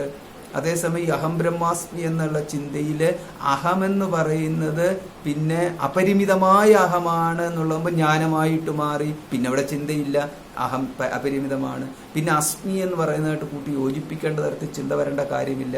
ഇങ്ങനെയൊക്കെയുള്ള രീതിയിൽ നമ്മളിങ്ങനെ നേരത്തെ പോകുന്നു. ഒരു വട്ടം എത്തിക്കഴിയുമ്പോൾ നമ്മളൊന്നും ചിന്തിക്കാണ്ട് അങ്ങനെ ഇരിക്കുന്നു. അവിടെ നമ്മൾ തിരിച്ചറിയുന്നു ഇതിന്റെ യാഥാർത്ഥ്യം എന്താണെന്ന്. പിന്നെ നമ്മൾ വീണ്ടും ചിന്ത തുടങ്ങുന്നു. ചിന്ത തുടങ്ങിക്കഴിയുമ്പോഴത്തേക്ക് നമ്മൾ തിരിച്ചറിയുന്നു, അതായത് ഇതിന്റെ സത്യം എന്താണെന്ന് നമ്മളപ്പോൾ തിരിച്ചറിയുന്നു. അപ്പോഴാണ് നമുക്ക് തിരിച്ചറിയുന്നത് എന്താണ് അശബ്ദം എന്താണെന്ന് നമ്മൾ തിരിച്ചറിയുന്നു. ശബ്ദമായിട്ട് മാറി അശബ്ദത്തെ നമ്മൾ തിരിച്ചറിയുന്നു. അപ്പോഴാണ് നമ്മൾ തിരിച്ചറിയുന്നത് അമനീഭാവത്തിന്റെ വികാരമാണ് മനോവൃത്തികൾ എന്ന് നമ്മൾ തിരിച്ചറിയുന്നു. ഇങ്ങനെയൊക്കെ നമ്മൾ തിരിച്ചറിയുന്നു. ഇങ്ങനെ തിരിച്ചറിയുന്നതാണ് പക്ഷപാത വിനിർമുക്തം. ഇതിനകത്ത് നമ്മൾ തിരിച്ചറിയുന്നത് എന്താണ്? അത് ആ ഒരു കേവലത എന്ന് പറഞ്ഞല്ലോ, സർവവൃത്തികളും അവസാനിച്ചപ്പോൾ അവശേഷിച്ചതായ ആ കേവലത എന്ന് പറയുന്നത് ഏകസ്വരൂപം. അത് പക്ഷപാതരഹിതമാണ്. ചിലതിനോടുകൂടി ചേർന്ന് നിൽക്കുന്നതും ചിലതിനോടുകൂടി ചേരാത്തതും എന്നുള്ള രീതിയിൽ രണ്ടല്ലാത്തത് എന്ന് പറഞ്ഞു കഴിഞ്ഞാൽ ഇപ്പോൾ ഒരു കാര്യം പറയാം. അതായത് സുഖം ചിലതിനോട് ചേർന്ന് നിൽക്കുന്നു, മറ്റു ചിലതിനോട് ചേർന്ന് നിൽക്കുന്നില്ല. ദുഃഖം ചിലതിനോട് ചേർന്ന് നിൽക്കുന്നു, മറ്റൊരു ചിലതിനോട് ചേർന്ന് നിൽക്കുന്നില്ല. പിന്നെ നമുക്ക് സ്നേഹം ചിലതിനോട് ചേർന്ന് നിൽക്കുന്നു, മറ്റു ചിലതിനോട് ചേർന്ന് നിൽക്കുന്നില്ല. ഇങ്ങനെ നമുക്കറിയാവുന്ന വികാരങ്ങൾ മുഴുവൻ ചിലതിനോട് ചേർന്ന് നിൽക്കുന്നു, ചിലതിനോട് ചേർന്ന് നിൽക്കുന്നില്ല. രുചി ചിലതിനോട് ചേർന്ന് നിൽക്കുന്നു, ചിലതിനോട് ചേർന്ന് നിൽക്കുന്നില്ല. അപ്പൊ നമുക്ക് എല്ലാം എന്തെടുത്താലും എന്തെങ്കിലുമുള്ള ചേർച്ചകളും അതോടൊപ്പം തന്നെ ചേരാത്തതും എന്നുള്ള രീതിയിലുണ്ട്. പക്ഷെ ഇവിടെ ബ്രഹ്മം സർവത്തിനോടും സമമായിട്ട് തന്നെ നിൽക്കുന്നു, ചേർന്ന് നിൽക്കുന്നു. ഒന്നിനും അത് വിരോധമല്ല. അതുകൊണ്ടാണ് പക്ഷപാത വിനിർമുക്തം ബ്രഹ്മസമ്പദ്ധ്യതേതത. അങ്ങനെയുള്ള ബ്രഹ്മത്തിനെയാണ് ഇവിടെ പ്രാപിക്കുന്നത് എന്ന്. 6ാമത്തെ മന്ത്രമാണ് നമ്മളിപ്പം കണ്ടത്. 7ാമത്തെ മന്ത്രം സ്വരേണ സന്ധിയേത് യോഗം അസ്വരം ഭാവയേത് പരം അസ്വരേണ ഹി ഭാവേന ഭാവോ നാഭാവ ഇഷ്യത്തെ. ഇവിടെ നമ്മള് ഈ സ്വരേണ എന്നുള്ളത് നമ്മള് ഓംകാരത്തെ എടുക്കണം. അപ്പൊ ഓംകാരത്തിന് അപ്പൊ ഈ രണ്ടെന്നുള്ളത് നമ്മൾ ഓംകാരത്തിനെ കുറിച്ച് നമ്മൾ മുമ്പ് പഠിച്ചിട്ടുണ്ടല്ലോ. അകാര ഉകാര മകാരമാകുന്ന മാത്രകളും. അപ്പൊ ഇതിനകത്തൂടെ ഈ മൂന്നെണ്ണം അല്ലാണ്ട് നാലാമത്തേതായിട്ട് അമാത്ര എന്ന് പറയും. അപ്പൊ അകാര ഉകാര മകാരങ്ങൾ എന്ന് പറയുന്നത് 3 സ്വരങ്ങളായിട്ട് എടുത്താൽ, സ്വരം എന്ന് പറഞ്ഞാൽ ഇവിടെ ശബ്ദം എന്ന് മാത്രമേ അർത്ഥമുള്ളൂ. 3 സ്വരങ്ങളായിട്ട് എടുത്തു കഴിഞ്ഞാൽ 3 ശബ്ദങ്ങളായിട്ട് എടുത്തു കഴിഞ്ഞാല് പിന്നീട് അശബ്ദം എന്ന് പറയുന്ന ഏതാണ്? അമാത്ര എന്ന് നമ്മൾ എന്തിനെ വിളിച്ചാണോ അതിനെയാണ് അശബ്ദം. ഈ അശബ്ദവും നിശബ്ദവും ഒന്ന് തന്നെയാണ്. ശബ്ദം എന്ന് പറയുന്നത് ശബ്ദമില്ലായ്മ. ഈ അശബ്ദമാണ് ശബ്ദമായിട്ട് തീർന്നത്. അതായത് അമാത്രയാണ് മാത്രയായിട്ട് തീർന്നത്. അപ്പൊ അത് നമുക്ക് എങ്ങനെ പറയാൻ പറ്റും? അമാത്രയാണ് മാത്രയായിട്ട് പറയുന്നത് എന്ന് പറഞ്ഞു കഴിഞ്ഞാല് ഇല്ലായ്മയിൽ നിന്നുണ്ടാകുന്നതല്ല ശബ്ദം, ഉണ്മയുടെ പരിവർത്തന രൂപമാണ് ശബ്ദം. ഇത്രയേ ഉള്ളൂ, സിമ്പിളാണത്. അതായത് നമുക്ക് ഒന്നും ഇല്ലായ്മയിൽ നിന്നൊന്നും ഉണ്ടാവത്തില്ല എന്നുള്ള ബേസിക് തത്വം വെച്ചുകൊണ്ടാണ് നമ്മുടെ കംപ്ലീറ്റ് ഇത്. അതുകൊണ്ട് ഇല്ലായ്മയിൽ നിന്നൊന്നും ഉണ്ടാവത്തില്ല. എന്തെങ്കിലും ഒന്നുണ്ടാവുന്നുണ്ടെങ്കിൽ അത് ഒന്നിന്റെ രൂപാന്തര പ്രാപ്തിയാണ്. അങ്ങനെ വരുമ്പോൾ സ്വരം എന്ന് പറയുന്നത് മാത്രകൾ അകാരം ഉകാരം മകാരം ഇത് 3 കൂടെ ചേർന്നിട്ടാണല്ലോ ഓം എന്ന് പറയുന്നത്. അപ്പൊ ഓം എന്ന് പറയുന്നത് ശൂന്യത്തിൽ നിന്ന് ഓം സൃഷ്ടിക്കപ്പെടത്തില്ല എങ്കിൽ ഓം എന്ന് പറയുന്ന ശബ്ദം, അധ്വനി, നാദം, അത് എന്തിന്റെയെങ്കിലും അത് ഉണ്ടാകുന്നതിന് മുമ്പ്, അതായത് വ്യക്തമാകുന്നതിന് മുമ്പ് അവ്യക്ത രൂപത്തിൽ അതവിടെ സ്ഥിതി ചെയ്തിരുന്നു. അപ്പൊ അവ്യക്ത രൂപത്തിൽ അതവിടെ സ്ഥിതി ചെയ്തു എന്ന് പറയുമ്പോൾ ഏത് ഓങ്കാരം, ഇപ്പോൾ വ്യക്തമായ ഓങ്കാരം അവ്യക്ത രൂപത്തിൽ സ്ഥിതി ചെയ്തു. എവിടെയോ സ്ഥിതി ചെയ്തിരുന്നു, ഇപ്പോൾ എന്തായി? വ്യക്തമായി. ആ അവ്യക്തം എന്ന് പറയുന്നതിനകത്ത് ഇത് കൃത്യമായ ഓങ്കാരം എന്നുള്ള രീതിയിൽ ഓങ്കാരമായിട്ടല്ല അവിടെ സംരക്ഷിക്കപ്പെട്ടത്. അങ്ങനെ ഓങ്കാരമായിട്ടാണ് ഇരുന്നതെങ്കിൽ പിന്നെ അത് അവ്യക്തം എന്ന് പറയാൻ പറ്റത്തില്ല, വ്യക്തം എന്നേ പറയാൻ പറ്റത്തുള്ളൂ. അപ്പൊ അവ്യക്തം എന്ന് പറയുമ്പോൾ നമ്മൾ ഉടനെ വേറെ അർത്ഥത്തിലേക്ക് വരുന്നത്. അവ്യക്തം എന്ന് പറഞ്ഞു കഴിഞ്ഞാൽ ഒരു തരത്തിലും നിർവചിക്കാൻ പറ്റാത്ത തരത്തിൽ കിടക്കുന്ന ഒന്നാണ് ഈ അവ്യക്തം. അപ്പൊ അവ്യക്തം എന്ന് പറഞ്ഞാൽ വ്യക്തമില്ലായ്മയാണ്. അതിനകത്തെന്ന് പറഞ്ഞാൽ അത് രാമശബ്ദമാണെങ്കിലും ഗോവിന്ദ ശബ്ദമാണോ, അതിനകത്ത് ഓങ്കാര ശബ്ദമാണോ എന്നുള്ള യാതൊരു ഭേദങ്ങളും ഇല്ല.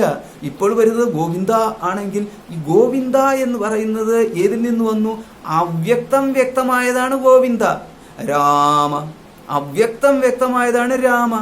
ഓം അവ്യക്തം വ്യക്തമായതാണ് ഓം. പിന്നെ ഓമിനെ എടുത്തുകൊണ്ട് നമുക്ക് കുറച്ചേറെ മാത്രകളൊക്കെ വെച്ചുകൊണ്ട് നമുക്ക് 4 മാത്രകളോട് കൂടിയതാണെന്നും ഓംകാരത്തിന്റെ അമാത്രയിൽ നിന്നാണ് ഓം എന്ന് പറഞ്ഞിരിക്കുന്നതിന്റെ 3 മാത്രകൾ കൊണ്ടുവന്നെന്നുള്ള രീതിയിൽ നമുക്കത് ഈ മാണ്ഡുക്യ ഉപനിഷത്തില് വിശദീകരിച്ചിരിക്കുന്നതൊക്കെ നമുക്ക് പഠിക്കാൻ പറ്റും.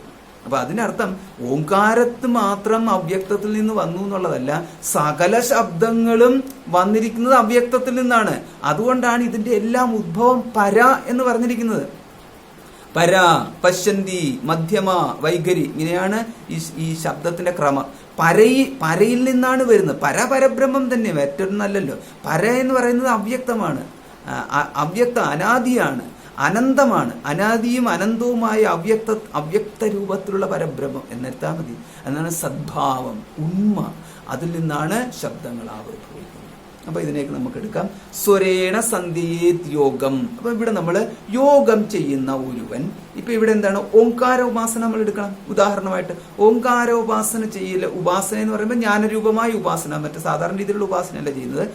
ഇവിടെ ജ്ഞാനത്തിനായിക്കൊണ്ടുള്ള ഈ ഓം എന്ന് പറയുന്ന ധ്യാനം ചെയ്യുന്നു എന്നായിരിക്കും. അതിനെയാണ് ഇവിടുത്തെ ഉപാസന. ഓംകാര ധ്യാനം മുക്തി ലക്ഷ്യമാക്കിക്കൊണ്ട്, അല്ലെങ്കിൽ ഇവിടെ ഉന്മനീഭാവത്തിനെ ലക്ഷ്യമാക്കിക്കൊണ്ട്, അതല്ലെങ്കിൽ മനസ്സിന്റെ അമനീഭാവത്തിനെ ലക്ഷ്യമാക്കിക്കൊണ്ട്, വേറൊരു പേരാണ് അമനീഭാവം, മനസ്സില്ലായ്മ എന്നുള്ളത്.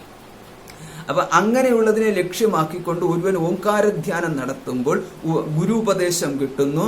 ആ ഓംകാരത്തിന്റെ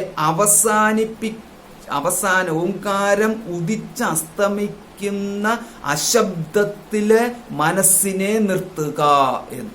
അപ്പൊ അങ്ങനെ വരുമ്പോൾ ഓം എന്ന് ഉച്ചരിക്കുന്നു, പിന്നെ ആ ഉച്ചരിക്കുന്നതിന്റെ അവസാനത്തിൽ ഓം എന്ന് പറഞ്ഞിട്ട് അവസാനിക്കുന്നു. അവസാനിക്കാണ്ടിരിക്കാൻ പറ്റത്തില്ല, നമുക്ക് എത്ര നേരം പിടിച്ചു നിർത്താൻ പറ്റും? അവസാനിച്ചു കഴിഞ്ഞിട്ട് എവിടെ അവസാനിച്ചു എന്നാ? അവസാനിച്ചിരിക്കുന്ന ശബ്ദം ശബ്ദമില്ലായ്മയിൽ അവസാനിച്ചു. ആ ശബ്ദമില്ലായ്മയാണ് അവിടെ ഈ ശൂന്യം എന്നെടുക്കരുത്, പകരം അശബ്ദം എന്നെടുക്കും. അത് രണ്ടും വ്യത്യാസമുണ്ട്. ശൂന്യം എന്ന് പറഞ്ഞാൽ ഒന്നുമില്ലായ്മയാണ്. അവിടെ ഒന്നുമില്ലായ്മയല്ല, പകരം സദ്ഭാവമാണുള്ളത്, കേവല സദ്ഭാവമാണുള്ളത്. ആ കേവല സദ്ഭാവത്തിന്റെ രൂപപരിണാമമാണ് ഓംകാരമായിട്ട് വന്നത്. വീണ്ടും ആ രൂപം ഓംകാരം എന്ന് പറയുന്നത് പരിണമിച്ച രൂപമാണെങ്കിൽ, രൂപം എന്ന് പറഞ്ഞു കഴിഞ്ഞാൽ നമ്മൾ മനസ്സിലാക്കണം, ശബ്ദാകാരം അർത്ഥമുള്ളേ. പരിണമിച്ച രൂപമാണ് എന്നുണ്ടെങ്കിൽ അതിന് ഉദിക്കുക അസ്തമിക്കുക എന്ന് പറഞ്ഞ രണ്ടെണ്ണമുണ്ട്. ഉദിച്ചസ്തമിച്ചാൽ ഉദിക്കുകയും അസ്തമിക്കാതെയും ഇരിക്കുന്ന അശബ്ദത്തില് കാണ് ഉദിച്ചസ്തമിക്കുന്ന ഓംകാരം ഉദിച്ചസ്തമിക്കുന്ന ഓംകാരം സ്ഥിതി ചെയ്യുന്നത് എന്ന് പറഞ്ഞാൽ അത് കേവല സ്ഥിതി മാത്രമല്ല, ഈ അശബ്ദമാണ് ശബ്ദമായത്. വീണ്ടും അത് തന്നെയാണ് അശബ്ദമാവുന്നത്. അതായത് തുടർച്ച, അശബ്ദം ശബ്ദം, അശബ്ദം ശബ്ദം, അശബ്ദം ശബ്ദം. ഇതിങ്ങനെ ആവർത്തിച്ച് പോയിക്കൊണ്ടേയിരിക്കുന്നു. ഓം ഓം ഓം. അതിനത്ര ദീർഘകാലത്തേക്ക് ശ്വാസോച്ഛ്വാസത്തിന്റെ കപ്പാസിറ്റിക്ക് അനുസരിച്ച് ഓം. പിന്നെ അതിനകത്ത് എന്ന് പറഞ്ഞു കഴിഞ്ഞാൽ അവിടെ അത് വെച്ചുകൊണ്ട് ആൾക്കാർ പ്രാണസ്തംഭനം ചെയ്യും, അത് വെച്ചുകൊണ്ട് ആൾക്കാർ മനസ്തംഭനം ചെയ്യുന്നു. ചിത്തവൃത്തി സ്തംഭനം മുമ്പ് പറഞ്ഞല്ലോ. അപ്പം അതൊക്കെ ഇങ്ങനെ പോയിക്കൊണ്ടിരിക്കും. അതൊക്കെ അവിടെ ഈ സ്വരേണ സന്ധിയേത് യോഗം. അപ്പൊ ഇവിടെ നമുക്ക് ഈ 3 മാത്രകൾ പറഞ്ഞല്ലോ, അകാര ഉകാരം അകാരങ്ങൾ. അതിനോട് സന്ധിയേത് യോഗം, അതിനോട് ചേർക്കണം യോഗം. അസ്വരം ഭാവയേത് പരം. എന്നിട്ട് അതിനകത്തെ അമാത്ര എന്ന് പറഞ്ഞല്ലോ, ആ അമാത്രയാണ് ഇവിടുത്തെ അസ്വരമായിട്ട് ഇടുന്നത്. അമാത്രയോട് ഭാവയേത് പരം, അതിനെ പരമായിട്ടും കാണുക. അസ്വരേണ ഹി ഭാവേന, ഈ അമാത്രയെ, ഇപ്പൊ അസ്വരം എന്ന് പറയുന്നതിനെ അമാത്ര എന്ന് എടുത്തോളൂ. പിന്നെ അതുകൊണ്ട് ഓംകാരം എന്നുള്ള ആ അർത്ഥത്തിലേക്ക് മാത്രം എടുത്താൽ മതി. എടുത്തു കഴിഞ്ഞാൽ അസ്വരേണ ഹി ഭാവേന, ഈ അമാത്രയെ ഭാവിക്കുന്നതിലൂടെ ഭാവോ നാഭാവിഷ്യത്തെ. അവിടെ ഭാവം എന്ന് പറഞ്ഞാൽ അമാത്രയെ ഭാവിക്കാൻ പറ്റത്തില്ലല്ലോ. ഭാവം എന്ന് പറയുന്നത് ശബ്ദമില്ലായ്മയില്, അതായത് ശബ്ദമില്ലായ്മ എന്ന് പറയുന്നത് എന്താണ്? ശബ്ദമില്ലായ്മ എന്ന് പറയുന്നത് ഭേദമില്ലായ്മയാണ്. അതാണ് നമ്മൾ കാണേണ്ടത്. ഈ അശബ്ദം എന്ന് ഇവിടെ പറഞ്ഞിരിക്കുന്ന സർവഭേദ രാഹിത്യമാണ്. ആ സർവഭേദ രാഹിത്യത്തിലേക്ക് നമ്മൾ എത്തുന്നു. സർവഭേദ രാഹിത്യത്തിനെയാണ് അദ്വൈതം എന്ന് പറയുന്നത്. അതുകൊണ്ടാണ് ഭാവഃ നാഭാവഃ ഇഷ്യത്തെ, അഭാവഃ നൈഷ്യത്തെ. അത് ഭാവരൂപമാണ്, അഭാവമല്ല എന്ന്. ഏതാണ്? സർവഭേദാനാം അഭാവഃ എന്നേ പറഞ്ഞിട്ടുള്ളൂ. ഭേദാനാം അഭാവഃ എന്ന് പറഞ്ഞാല് അതിന്റെ സത്തിന്റെ അഭാവമല്ല. രണ്ടും രണ്ടാണ്. ഭേദങ്ങളുടെ അഭാവമാണുള്ളത്. ഏതാണ് ഈ ഭേദം എന്ന് പറഞ്ഞു കഴിഞ്ഞാല്? ഭേദം എന്ന് പറയുന്നത് ശബ്ദഭേദങ്ങള്. ഭേദമില്ലായ്മ എന്ന് പറയുന്നത് ഏതാണ്? ശബ്ദം എന്ന് പറഞ്ഞാല് അമാത്ര. അപ്പോൾ കേവല അമാത്രയില് അവിടെ മാത്രകള് ആകുന്ന ഭേദങ്ങള് ഉദിച്ചസ്തമിക്കുന്നു. അതുകൊണ്ട് ഭാവോ നാഭാവ ഇഷ്യത്തെ. അപ്പൊ അവിടെ ഭാവരൂപമായിട്ടേ അമാത്രയെ കാണാവൂ, അല്ലെങ്കിൽ ഭാവരൂപമായിട്ടേ അസ്വരത്തെ കാണാവൂ എന്ന് നമ്മൾ അർത്ഥം ഇതിനോട് യോജിപ്പിക്കണം. 8ാമത്തെ മന്ത്രം. തദേവ നിഷ്കളം ബ്രഹ്മ നിർവികൽപ്പം നിരഞ്ജനം തദ് ബ്രഹ്മാഹമിതി ജ്ഞാത്വാ ബ്രഹ്മസമ്പദ്യത്തെ ധ്രുവം. തദേവ നിഷ്കളം ബ്രഹ്മ, അതിനെ തന്നെ നിഷ്കളം ബ്രഹ്മ എന്ന്. നിർവികൽപ്പം നിരഞ്ജനം, നിർവികൽപ്പം വികൽപ്പരഹിതമായിട്ടും. നിരഞ്ജനം, അഞ്ജനം കൽമഷം, അഴുക്ക് എന്നുള്ളതാണ് അഞ്ജനത്തിന്. അപ്പൊ നിരഞ്ജനം എന്ന് പറഞ്ഞു കഴിഞ്ഞാൽ കൽമഷമില്ലാത്തത്. അപ്പം കരി, അതാണ് നമ്മൾ ഈ അഞ്ജനം എഴുതുക എന്ന് പറഞ്ഞാൽ കരി എഴുതുന്നത് തന്നെയാണല്ലോ. അപ്പം കരി എന്ന് പറയുന്നതാണ് കൽമഷം എന്ന് പറയുന്നത്, അത്രേ ഉള്ളൂ. അപ്പൊ നിരഞ്ജനം എന്ന് പറഞ്ഞാൽ കൽമഷമില്ലാത്ത, ശുദ്ധം. നിരഞ്ജനം സമം ശുദ്ധം. തദ് ബ്രഹ്മാഹമിതി ജ്ഞാത്വ, അത് ബ്രഹ്മ. തദ് ബ്രഹ്മ അഹം, ആ ബ്രഹ്മ ഞാൻ തന്നെയാണ്. ഇതി ജ്ഞാത്വ ബ്രഹ്മസമ്പദ്യത്തെ ധ്രുവം. ധ്രുവം, ധ്രുവം തീർച്ചയായിട്ടും ബ്രഹ്മസമ്പദ്യത, ബ്രഹ്മത്തെ പ്രാപിക്കുന്നു. സമ്പദ്യത, സമ്യക് പദ്യത്തെ പ്രാപിക്കുന്നു.